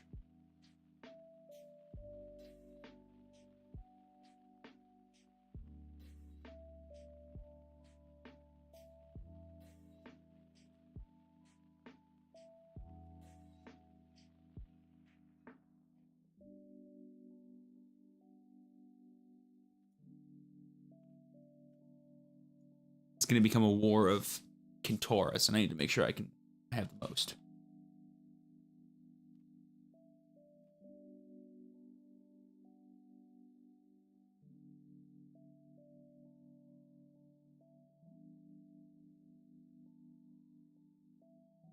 Ooh, I drew my Misty.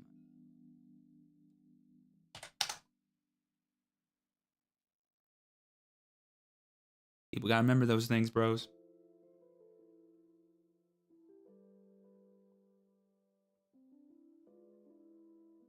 Still gonna tag it as whiffs, but you're fine.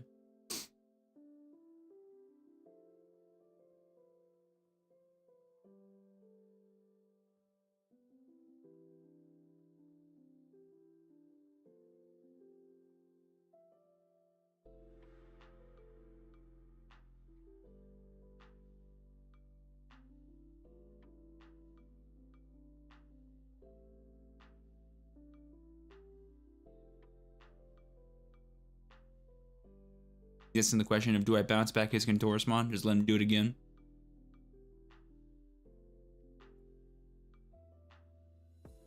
Okay. Interesting.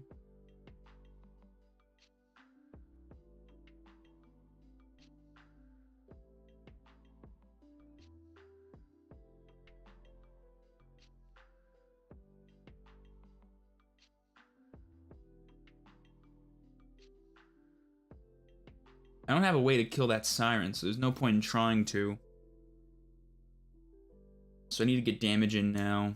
So I will.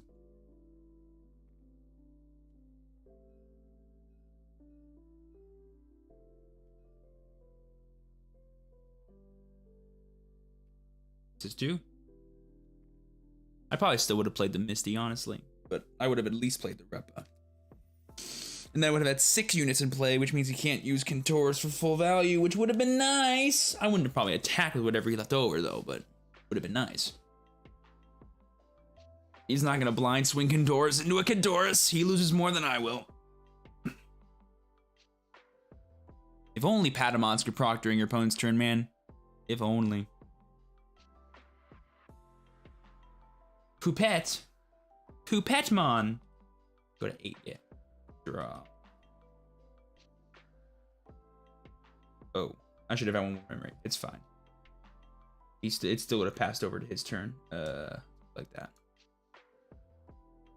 Let's do math. 6.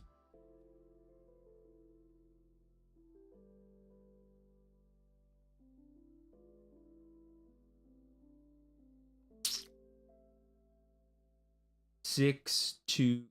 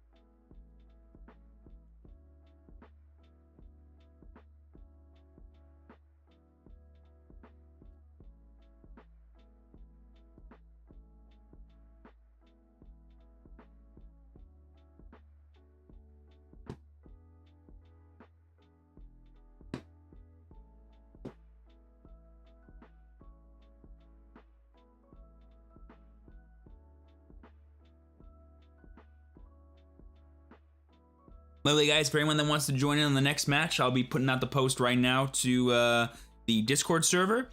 If you want to join in now, the room is 1.0 testing high. Password is capital H hello.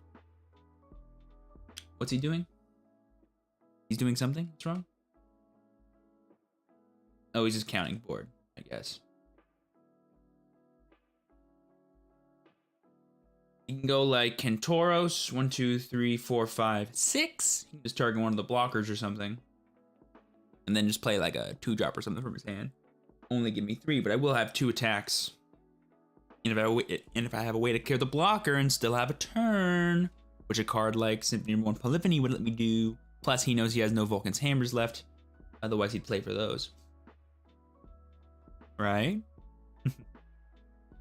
But it's more just like a delay of the inevitable, right? Like, he just buys himself a turn. I just set up a big enough board to where I win the game, despite what he does, right?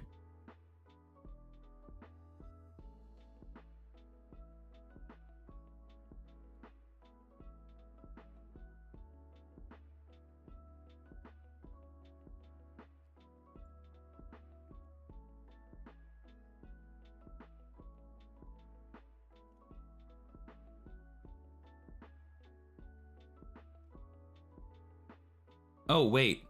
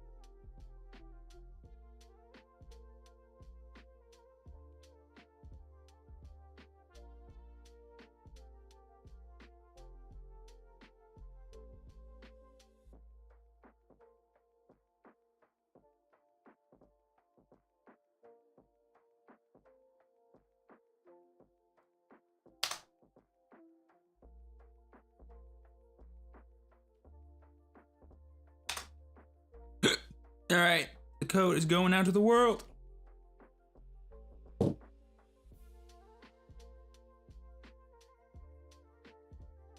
Ooh.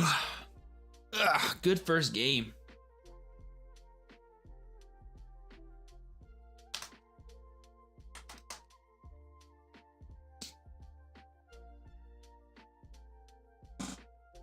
I'll be right back and go fill up some water, and I'll be hopefully playing some more games of draw. I want to do some green next, I think. I'll play some green next.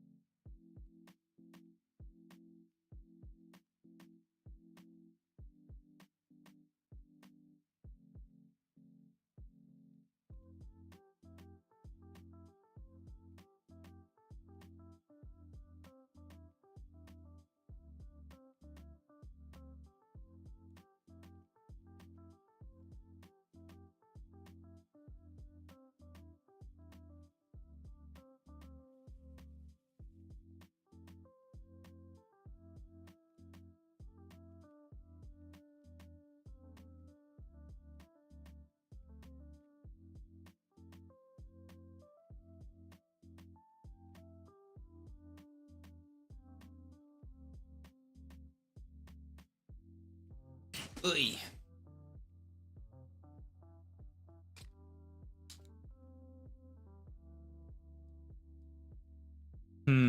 Which is the green that I like? I think it's this one.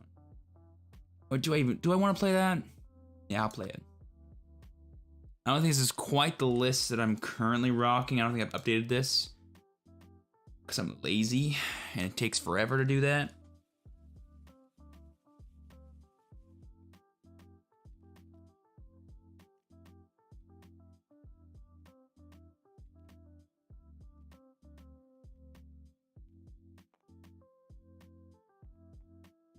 Five, big number. 2, small number. I'm first. Yeah, this is the one that I'm not currently rocking, but it's okay. We'll do well with it, I think, regardless. 1 and pass it back. Oh, look at this. Mirror match. Fun.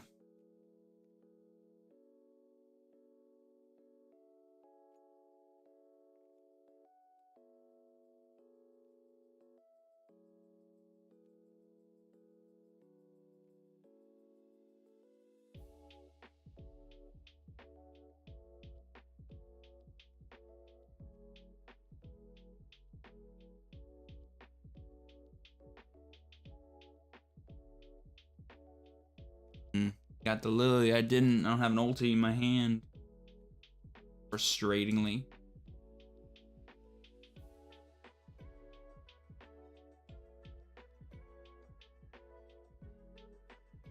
Yeah, that's a GG already. I won't be able to deal with his Titamon if he's got it. That's why this version of the deck is not good. Yeah, I just didn't draw an ultimate. Probably would have been fine if I did.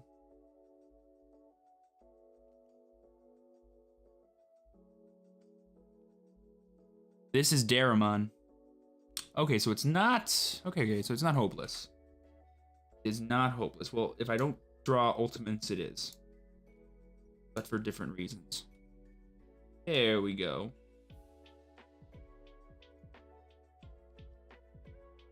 Currently, that is potentially safe thanks to my blocker. So even if he does get the veg, we can do some stuff. But if he has the veg, it's annoying. Or is that Tainamon? Yeah, it's Fremont. Okay. Gotta be a bit careful. Gotta be a bit careful. We do have outs, which is nice. Yes, sir. Green. Green mirror, too. Yellow, first the yellow-blue versus yellow, and then green-green. Me and Marky have the same kind of mind, I guess. Just goes for the Tenta. Well, that's everything we wanted more. Please draw a Titamon at some point in this lifetime. Now. Oh, God. I'm a god. Okay.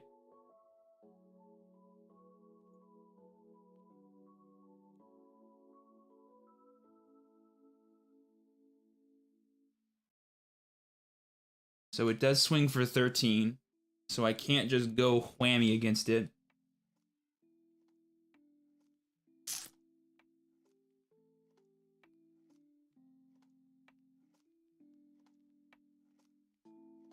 This is where Terror's Cluster is such a good card. I think the way I do this, because what sucks here is he'll be able to rest my blocker. That's the part that sucks. If he has Flower Cannon, I should say. But he needs Flower Cannon. I think I have to put him on Better Habit. I think I have to put him on Better Habit. And that's this play, I think. Yeah, I'll put him on Better Habit. I'll put him on Better Habit. Let's see if he's got it. He needs Flower Cannon, and ideally he would like Veg as well. I mean, Flower Cannon plus Veg is just like game over, I think. Or is it? Does it need to be Veg? I guess it technically doesn't have to be Veg. In theory, it could be any level 5 1-drop. Sorry, level 4.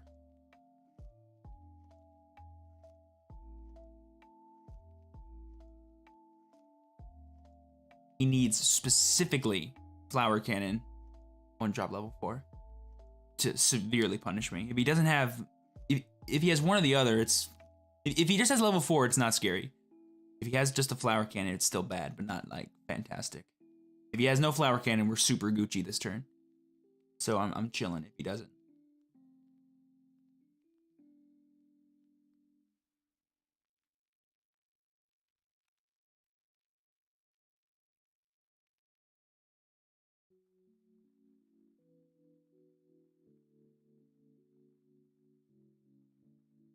Got the Flower Cannon. He rests. Okay.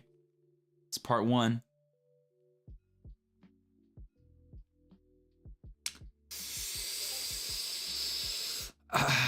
Blocking this. Do I? Yes. And I'll tell you why. I want to force him to evolve one of those dudes into a blocker. Terror's Cluster. I'm fine with this, actually. This is probably the best case scenario we could have asked for.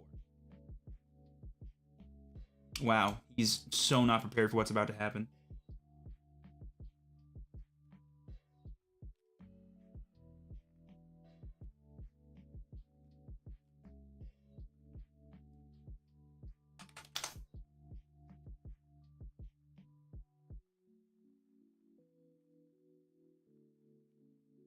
And then, do I restand? The answer is no. No, I don't. Oh wait, the answer was yes, I do. I forgot I had one more memory to spare. Then I could have gained another one. I was stupid.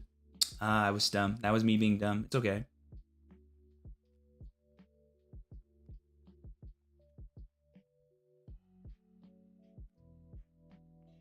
It's okay. What I should have done was restand, evolve into Veg, swing with Veg, rest one of the dudes, swing at the other dudes, that's 3 damage, potentially.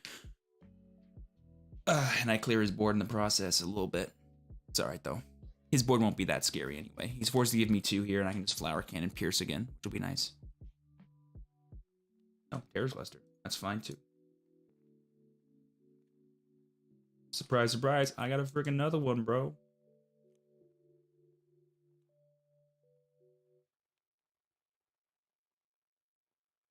We should have evolved into Hakuamon in hindsight now.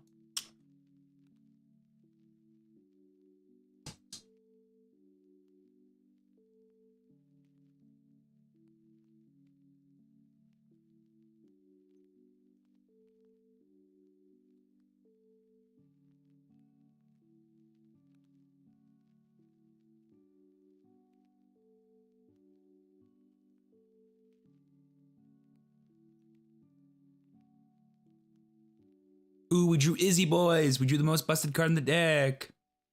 I'm the boss. Name's Vegemon.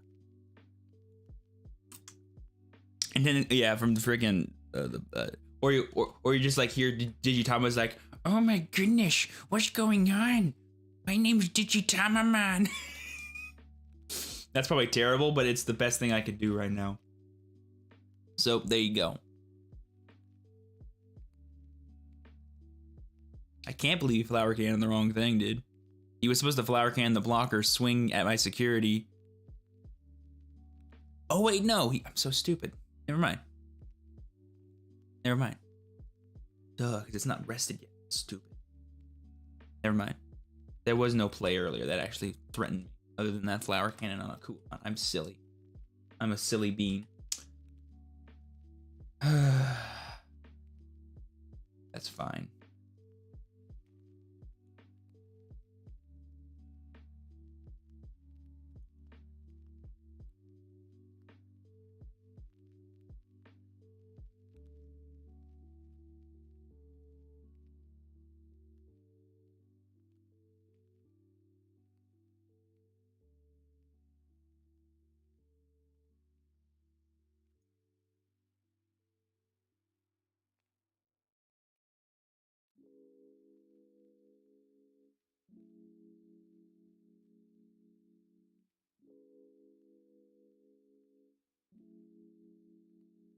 Trying to isolate myself against some flower cannon plays.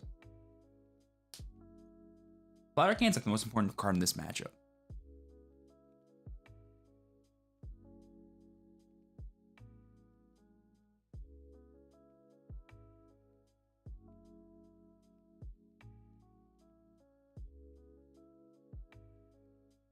What I need is a. Oh, actually, that's not true. I have the flower. I have this. Actually. Never mind. I have everything I need.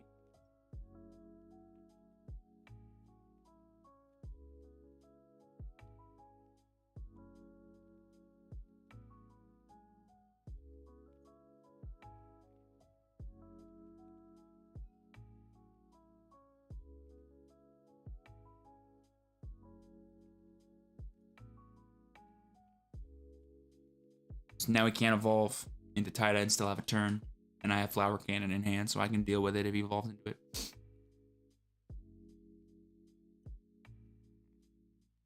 I can also do something else pretty cool too, on top of that I'm excited and show you guys. Also, he's playing the Kokuamon, incorrect, but I do like it though. Nice little 2-of. I'm playing this. If you're gonna play something that sucks to hard play, may as well, or evolve, may as well be this, right?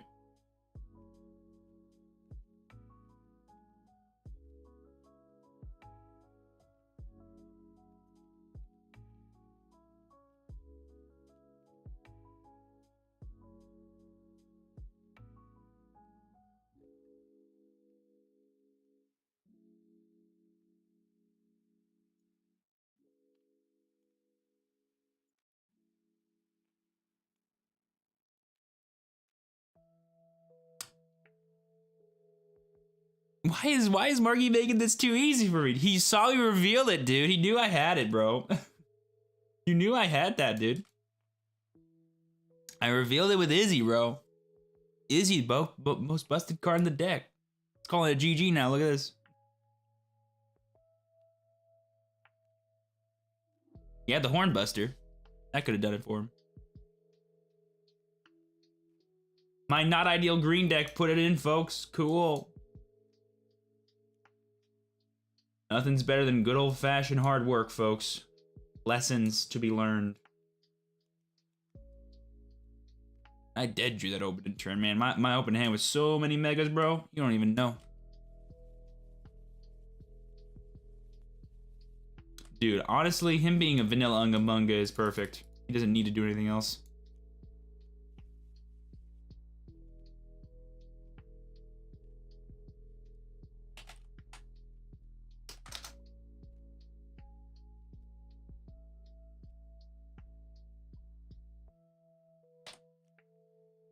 Grow, I draw a rookie, it's fine.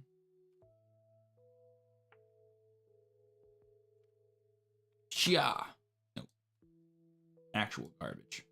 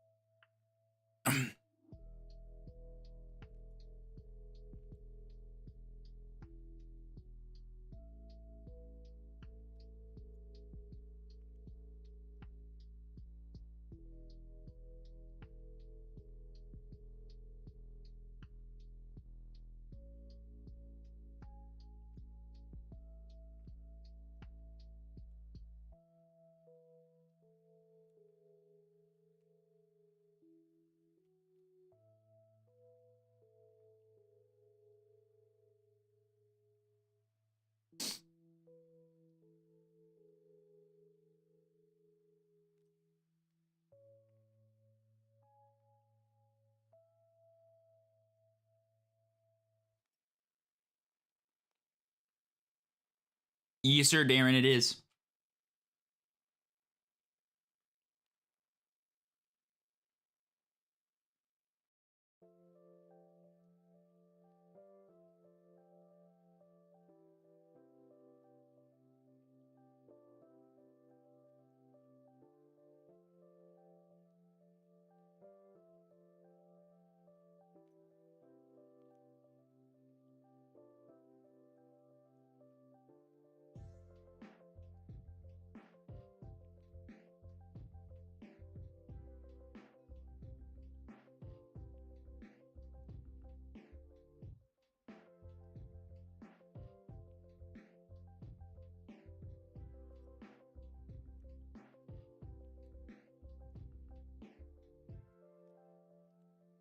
Stabilization? Not really though.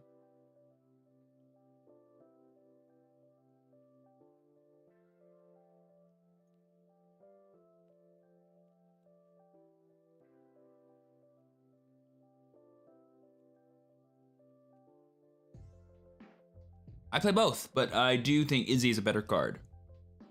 Because green's kind of like a very... The ideal way that I play green nowadays is just 3 Izzy, no Herc. But yeah. In this version, playing Mimi is nice in combination with Herc. But the version I actually play, I don't use these. If you ever are lucky enough to get 2 Izzy's in play, you'll know how stupid he is, promise.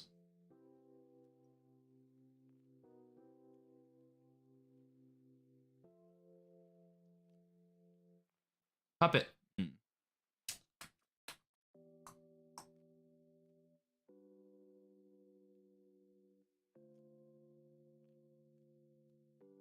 Always give your opponent the opportunity to make a mistake.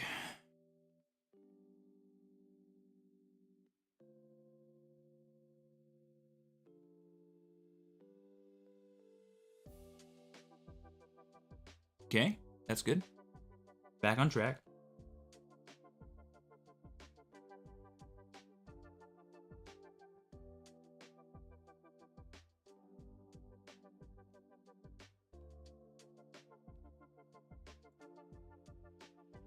Okay, so I think, hold on.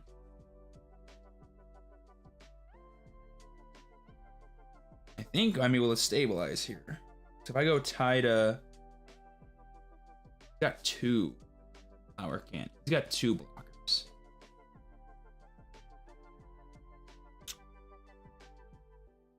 I would be swinging for literally 12. So it's suicide with Herc. Okay. I need to draw a blocker. Boom. Didn't. Ugh.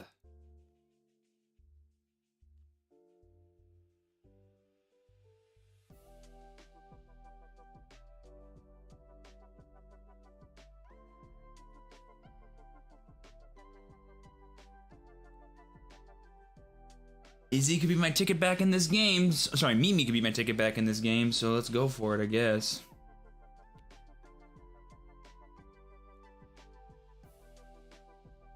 Just double check him.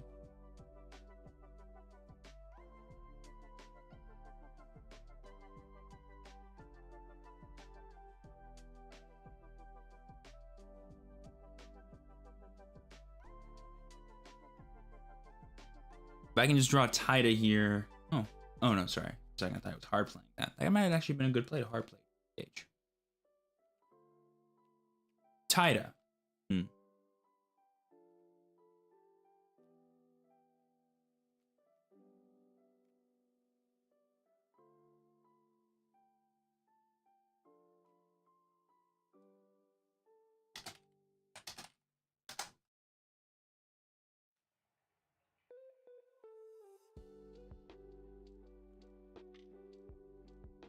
Needed the blocker. The blocker would have cinched it, I think, for us.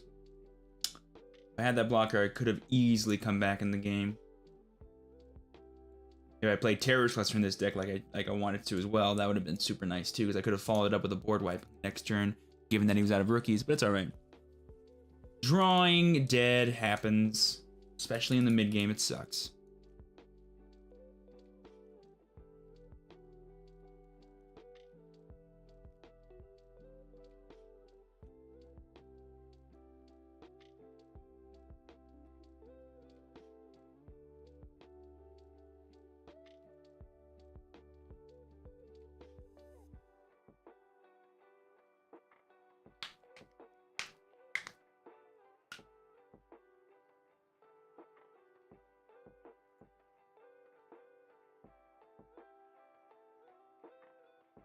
The only thing about Mimi is that she was essentially, Mimi doesn't actually create any real advantage in the scope of an entire game. What she does is she essentially accelerates your natural ability to create aggression, if that makes sense. She makes the cards you were already going to play come out faster.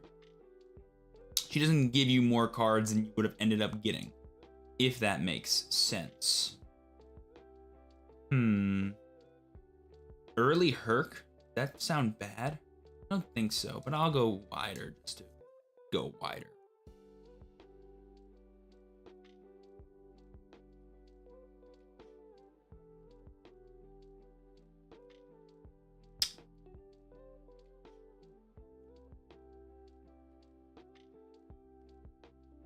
Izzy is straight up pluses in hand. That's what Izzy is.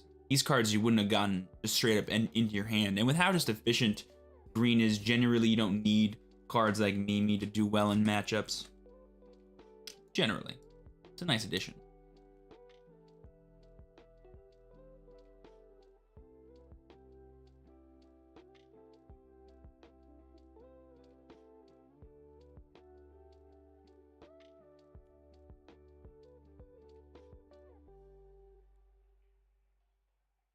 Regrettably, I didn't get a Kabuterimon underneath this. That would have been so good if I did. Because then I could respond to the dude. But I'm putting him essentially on having Titamon. He would have played last turn if he had a TBH, so I'm assuming he doesn't have it yet. Oh, there it is. He added it to his hand. You saw him. He was trying to trick us where it went. He's incorrect. No tricks here. I saw it. I knew right where it went. This has Tane plus, yeah, it's got the full combo. Must be nice. Definitely got to play this a bit slower than maybe I would like. Stupid, but it's fine. Oh, Starter Herc is such an aggressive card. It's actually stupid.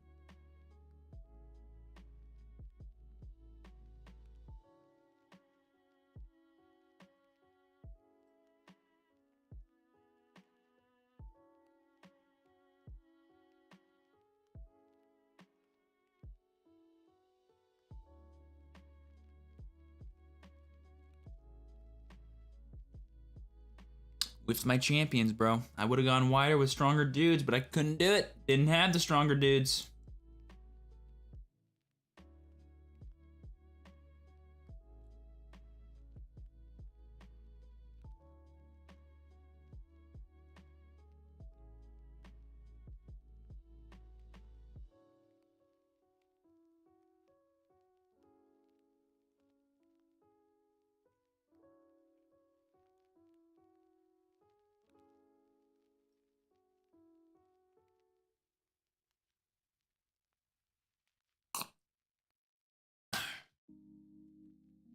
Upetman is my only answer.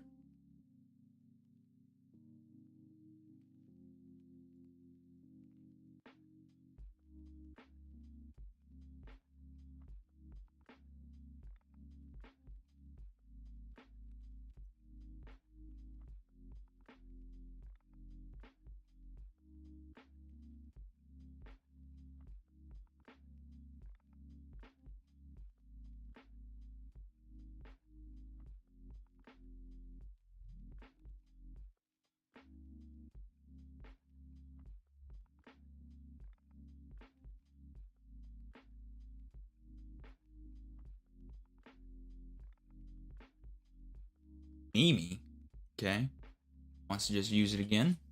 His last egg, I guess.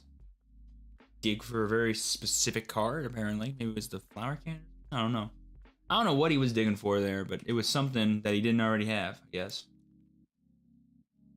Okay.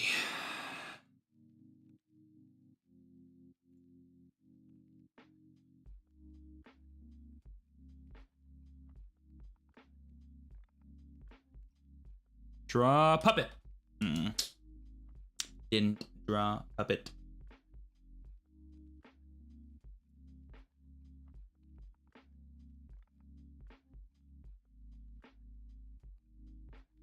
Puppet's only really good for winning the game or when your opponent has no actual response to what it is you do. Regrettably, he did. If he whiffed the rookie, he wouldn't have had that good of a turn. But he had the rookie in hand. Top deck. Or drew it last turn. One of those two things. Zone Puppet for that Evo, I guess. Gonna be resting all my dudes, it looks like. Getting a nice little board clearing. You go Titus Swing Puppet. Rest the Tento. You go dude, swing other dude.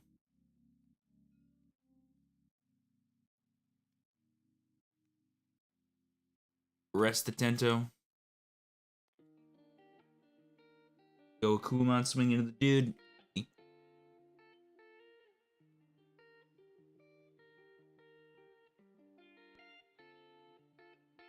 Never used Dizzy, by the way. I'm stupid.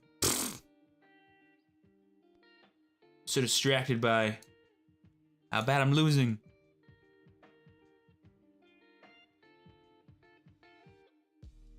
Interesting choices.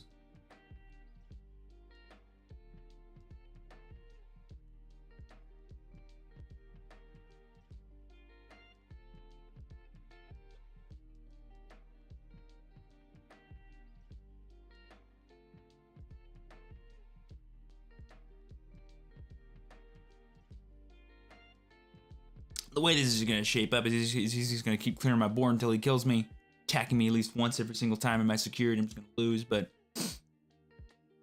yeah.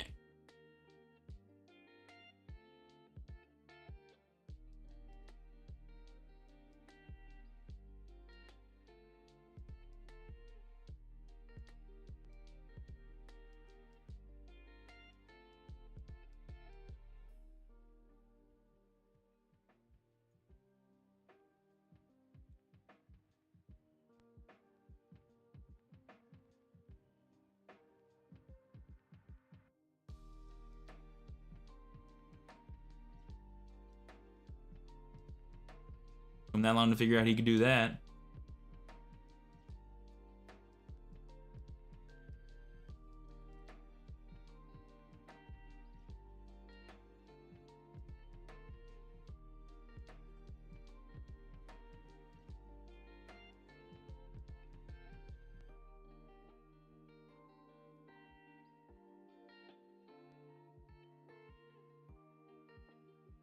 In an actual tournament setting, you'd always play out boards like this, so that way you can have as much time as possible.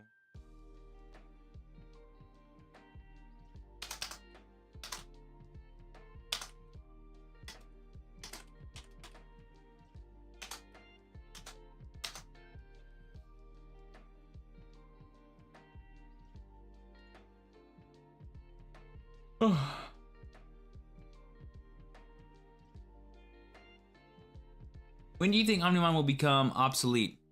Never. Omnimon, bro. There's always going to be some form of him doing well, whether it's Alter S or Zwart D or whatever the next one's going to be. Current Omnimon is set 4.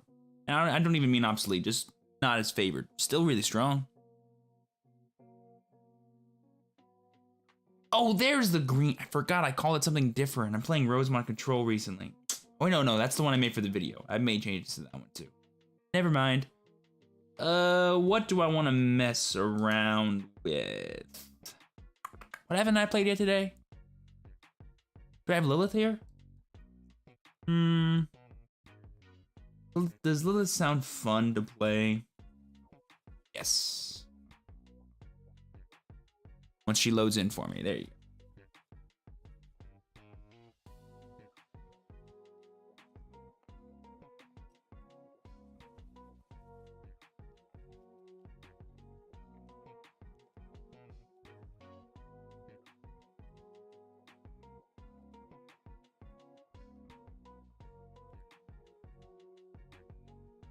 Pretty good looking hand.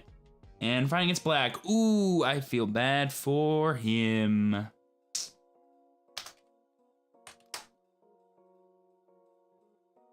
Not unwinnable, but just not favored. Okay. And looks cool.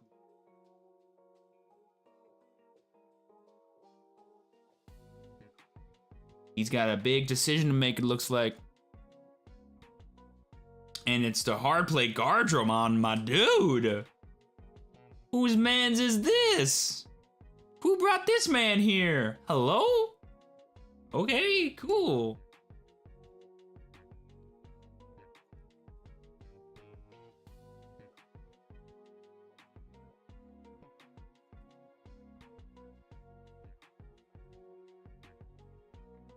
That is definitely different.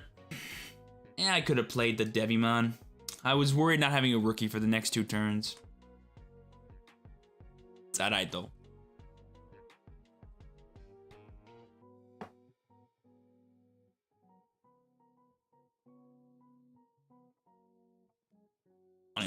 Yeah, Magner's a cool tech card. I like playing that in Value Purple too. Really nice way to just drag out the game for that little extra turn you need to actually win. Super cool. Plus it combos nicely with Wizardmon if you ever want to be fancy. Hello, Kurosarimon. How are the kids? I think the play here is 1,000,000% just to play this Imp down, and then if he evolves into level 5, just drop down Chimeramon and get the value.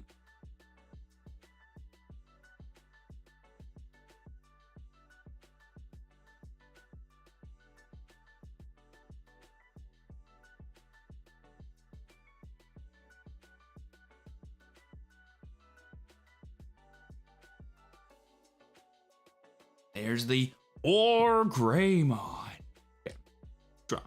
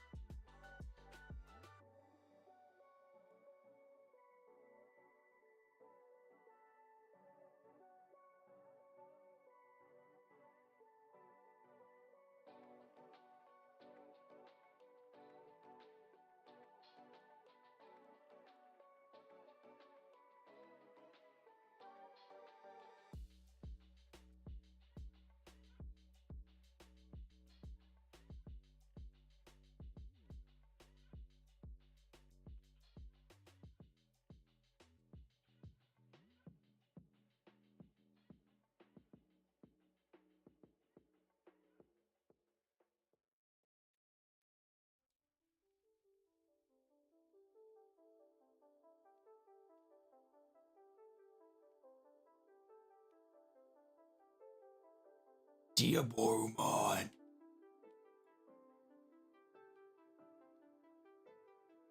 The Infamon makes it a 3-cost evolution.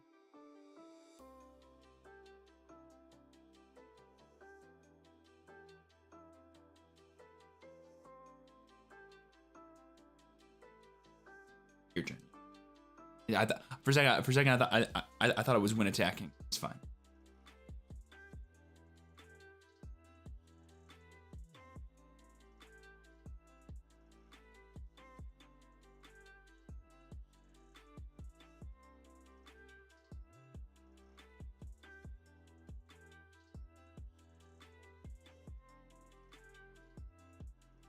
Diaborumon doesn't stop retaliation. Fun fact, guys.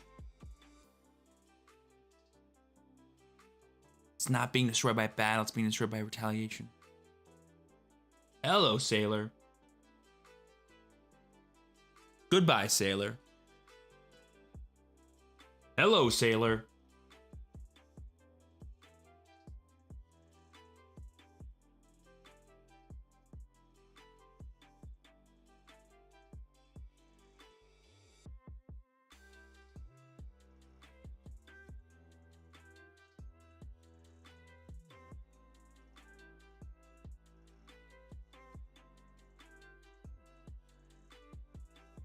Level 6, okay. I was like, what? How strong are these tokens?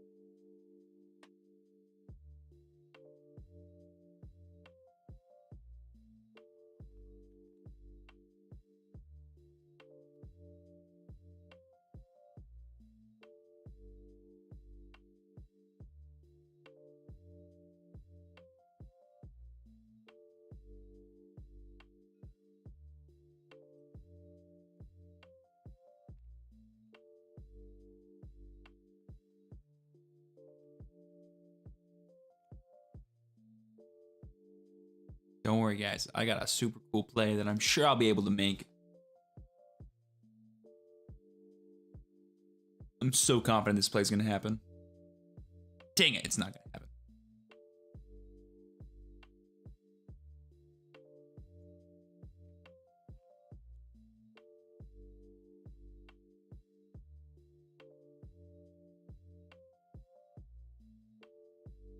Where's my Darkness Claws, bros? I want to start smacking into this Diaboromon a couple times.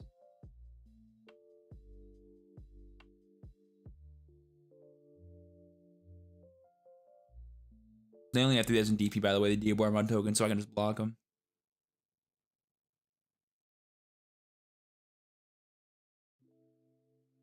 Goes for the Toy Boy. Okay.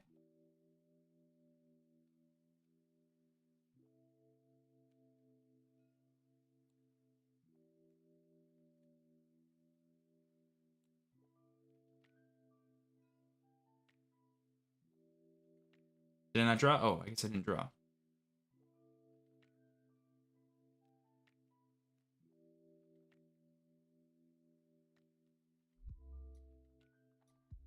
Can't believe he fell for the bait.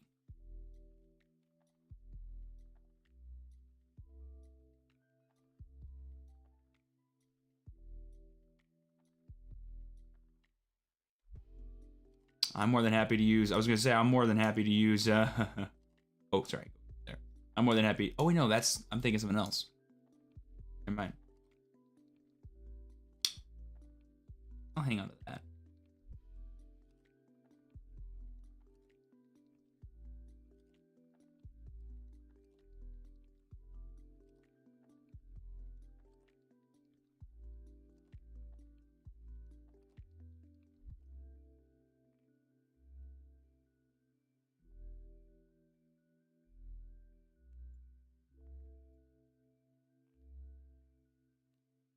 Wish I had this in the opposite order, but it's fine.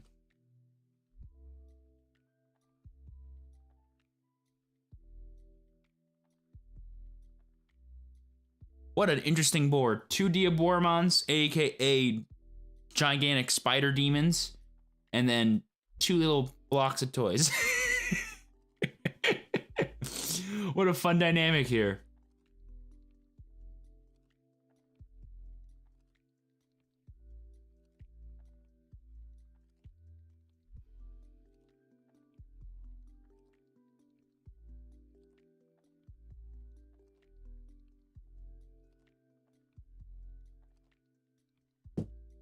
Block it.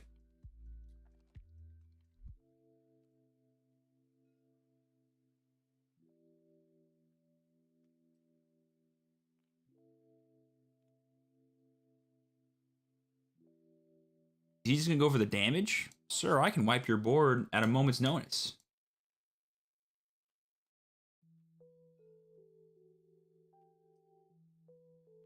Now you have 0 memory. Oh, I bet you had some kind of like hard drop play like, oh, here's a volcanic Dramon to get rid of these 3 effers, right? GG. Am I psychic? No, it's gonna be Andromon, I guess. Okay. Draw. Hatch.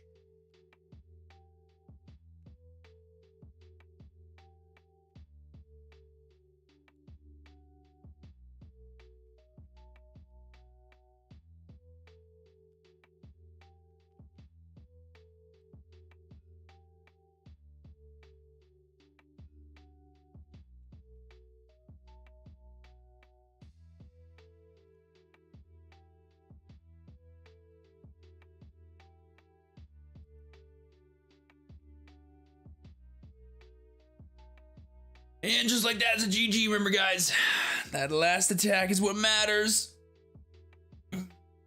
Here's where a super cool Dark Dramon D Brigade player would be like, what? I'd be like, what?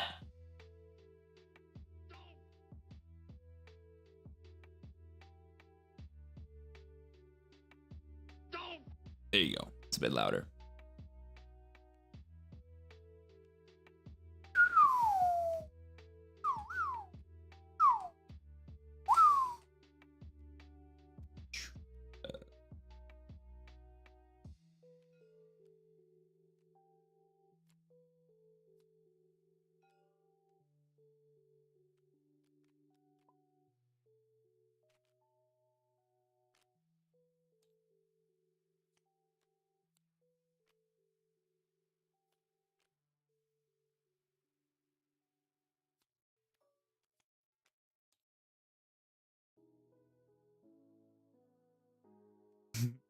Hey, what's going on, Michael? How you doing, homie?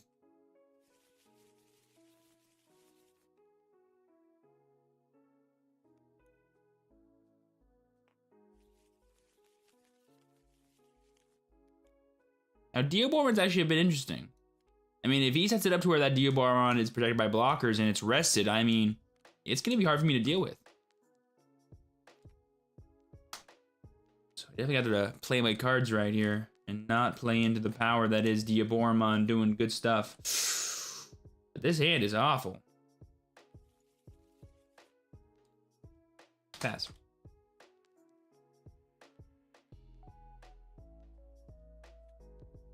So yeah, tournament packs, there's tournament packs for participation, and there's a winner's tournament pack that comes with only 1 card, but it's the same card every time, and it's the winner's champions pack. But the random cards are promo alternate arts that look super cool. They all look really good. All right, cool, we're both dead drawn. Sick!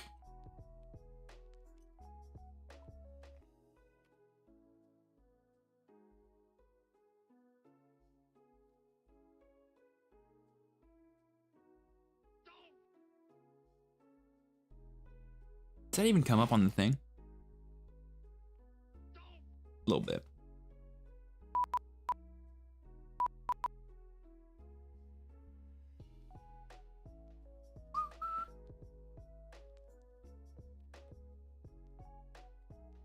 Yay.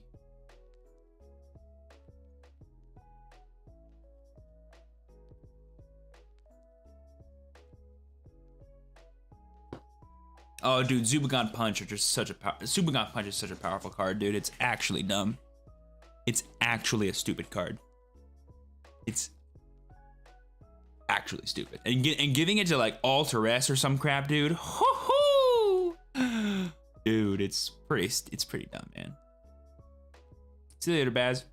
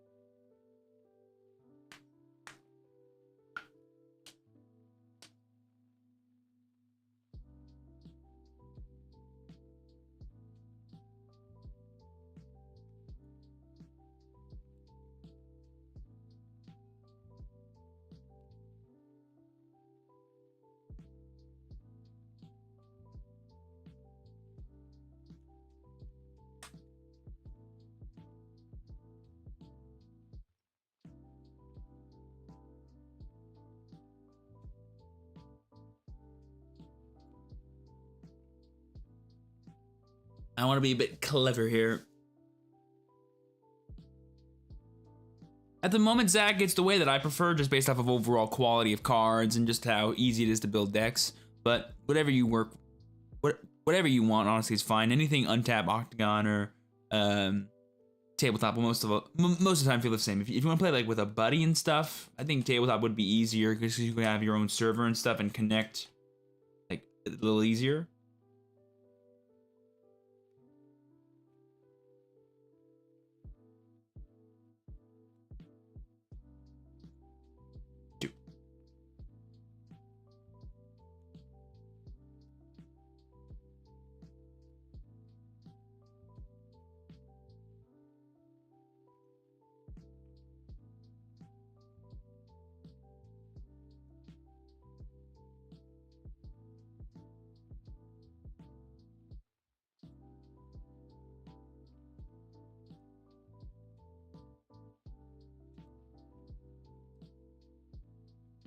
I'm gonna need to take a bit of punishment here, but it's all right.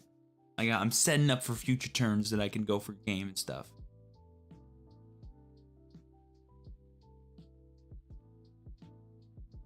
Oh, Magnum, you're talking to the biggest yellow fanboy in the world. I actually got top 8 twice in a row playing yellow.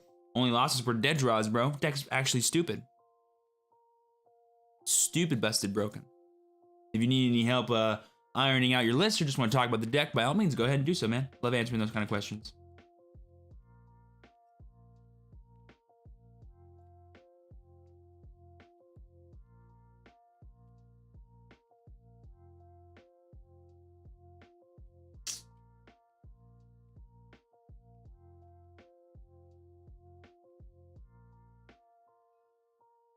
Oh,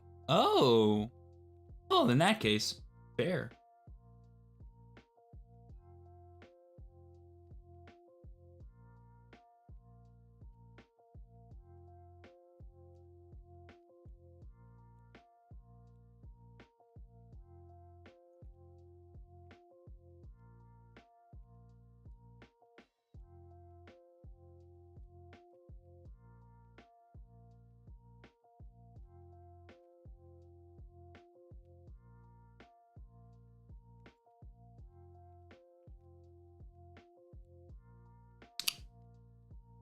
The play there is to let the Imon attack the security because there's a chance he doesn't die to it. You gotta pray for that chance, otherwise I just go off like a mad lad.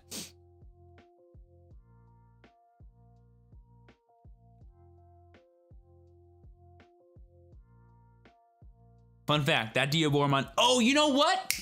This might be why they made Diabormon a white card, because technically the Diabormon clones should share all the traits of Diabormon, just be a bit weaker. If they would have made these clones black, could you imagine if you could evolve onto Millenniumon with the clones?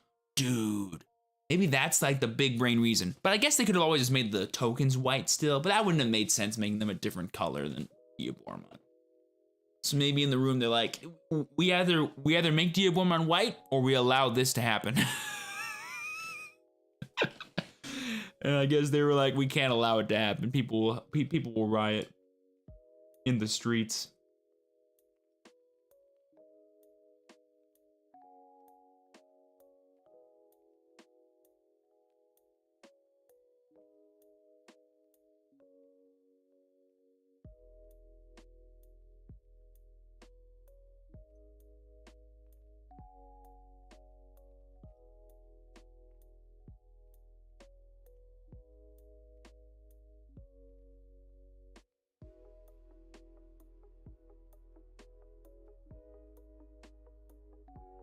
What does white do? White's just generic color.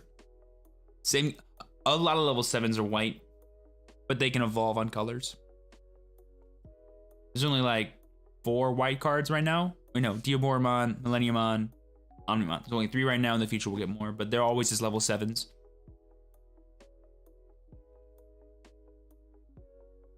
And them being white actually makes them worse. Like there's never a good, like there's only 1 level 7 that's red, and that's awesome. But all the other ones are white. That suck. Like that's the one sucky part about all level 7s is they're white. And so if they're the only Digimon you have in play and they're the only card you have in play, you can't use any option cards. Fun facts. But thanks to the raising area, it's pretty easy to manipulate that kind of stuff if you're playing a mono deck. Usually.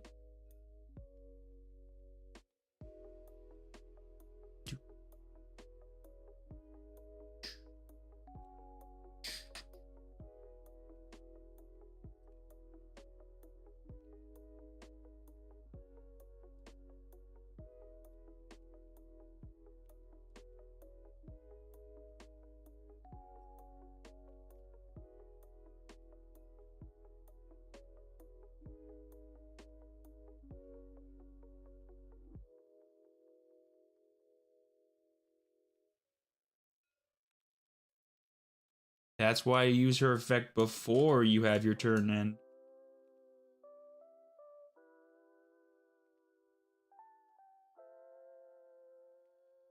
I mean, the way I see it, I have game on board, right? Yeah.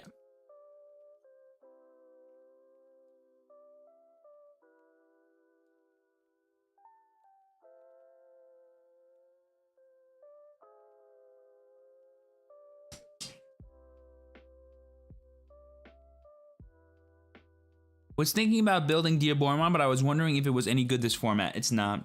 Omnimon exists. It's a really fun deck, really cool. If Omnimon didn't exist, it could be a good actual deck that exists in the meta because it's very resilient and can have some pretty fun matchups, but it's a pretty bad deck. But it's fun. If you like Diaboromon, definitely give it a try. It's a cool deck. 1000% a cool deck, but sadly loses to Omni. Doing Omnimon things.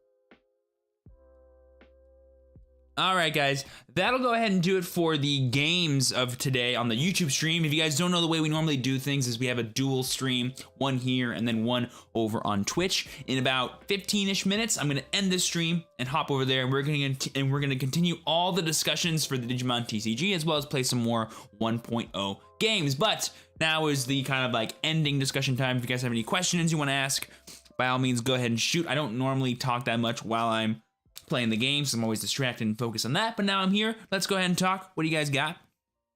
Also, if you want to make sure that you don't miss the Twitch stream, be sure to follow me, link down below, or type in !Twitch in chat, and you can find it that way. Also, be sure to give the stream a like if you've been enjoying it so far. Thank you guys so much for hanging out with us today. I love just being able to play the game that I love with so many awesome people and talk about it at the same time. Because trust me, I can talk. Also, by the way, you guys can ask anything, by the way. We're always AMA on this channel. It doesn't need to be just Digimon stuff, but most of the time, you want to know about Digimon stuff. I get that.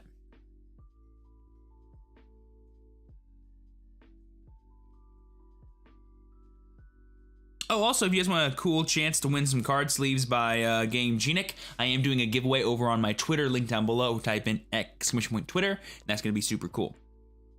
Any way to make the starter decks better if you only have one copy of each? You could mix red and blue maybe, but no, just pure starter decks are pretty solid. Actually, having fun in starter deck meta is pretty cool. I was playing starter deck meta for like 2 weeks or so, and it was like really interesting because there's some really cool things you can do against decks like yellow, for example, that don't have like hard removal besides 7 heavens. You can just like hard play your 10-drop 12k DP dudes, and it's like awesome. Also, is there a way I could send you my deck list and you give me some tips or suggestions, because everyone on my local says it sucks and I really want to prove them wrong? Yeah, sure, man. You can just put it in the Discord. I have a Discord link down below. You can put it in the Digimon chat there and I can take a look at it. So can everyone else in the Discord server too. They can help you out as well if you have any specific questions. What's Omnimon's worst matchup in 1.0? Itself. Pretty straight up. Red and blue specifically, obviously. But I think red Omni is like worse on average than blue, because blue v blue is more a contest of who just plays correctly, and blue v red is definitely a contest of just like, oh, red's cards are more powerful than blue's cards, and that might be enough to get them the win, if that makes sense. You mentioned you're gonna get more 1.0 boxes. How many are you getting? Did I mention that once? I think I did. I think I said I was getting one from a friend, and I think 2 more from some people that are sending me some. But yeah, I am. I think I'm getting 3 more. I might do a giveaway for one of them during the official release, but I'm not sure when I'm gonna actually get the boxes is the problem. I'm not sure when I'm actually gonna get them. I'll have to contact the person and let them and ask them when they're gonna send them to me.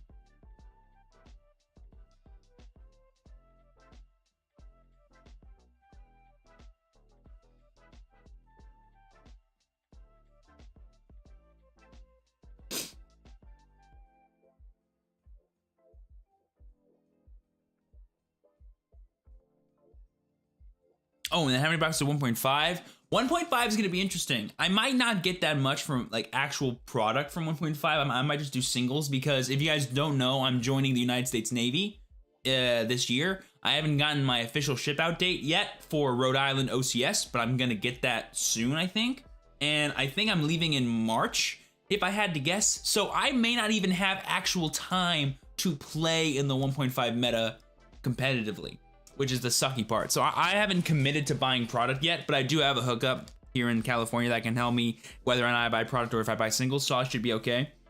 But yeah, it is a complicated because I'm not sure where I'm going to be in March, so I won't know if I'm able to actually even play the game. But I will try my best to get a playset of everything, so that way I can prepare myself for set 4 meta, which I should be around for, which will be nice. What do you think is the biggest sleeper deck of the format? Yellow. Yellow, dude. Yellow is scary good against every deck in the game. Like, you have no bad matchups playing yellow. Your worst matchup is black, and no one's playing black.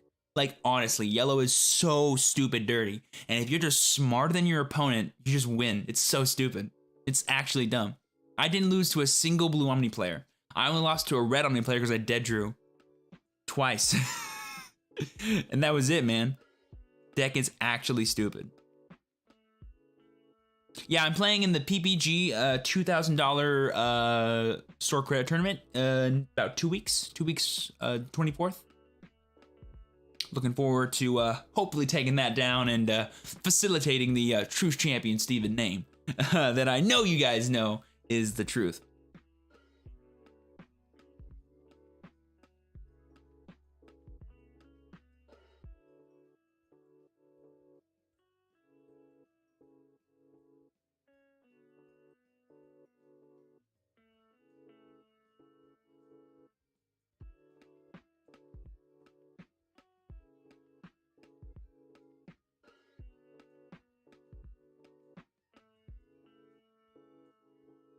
I'm just gonna get everything ready for the Twitch stream. Be sure to follow me there, guys. Link down below. Also type in Twitch in chat. You guys can find it pretty easy. I think that'll actually do it for today, guys. Thank you so much for hanging out. I was on time for once, by the way. I never mentioned it because I didn't want to jinx it for future streams. But hey, we're on time. We got so many fun things planned for the rest of the week. Be sure to stick around for the streams. We got Twitch viewer fights tomorrow for Digimon. We got 2 days back-to-back of the Digimon Story Cyber Sleuth Digilock over there as well. It's going to be so much fun, you guys. So much fun. Lucifer, I actually did do a color tier list, and I made a tweet about it, I think like a week ago or something. Check out my Twitter, it's over there. But I think the top 4 were red, gallant, blue, omni, purple. We move into Twitch. I got... Yo, that's awesome, dude. Yeah, I'll be going to Twitch in just a second. Be sure to head over there now. As soon as this stream ends, literally a second later, I'll be live over on Twitch. So you won't miss a thing. I might set up some audio stuff, but you won't miss anything. But yeah, guys, thank you again for hanging out for the YouTube stream. If this is the last time I'll be seeing you, thank you guys so much for watching. If you're watching the VOD post and you watch the entire thing, thank you, you're a god. Be sure to leave a like, subscribe, all that fun stuff. But as always, thank you guys so much for watching again. I have been your true champion, Steven. Please be sure to work hard, rest easy, and live well. And I will see you all next time. Peace.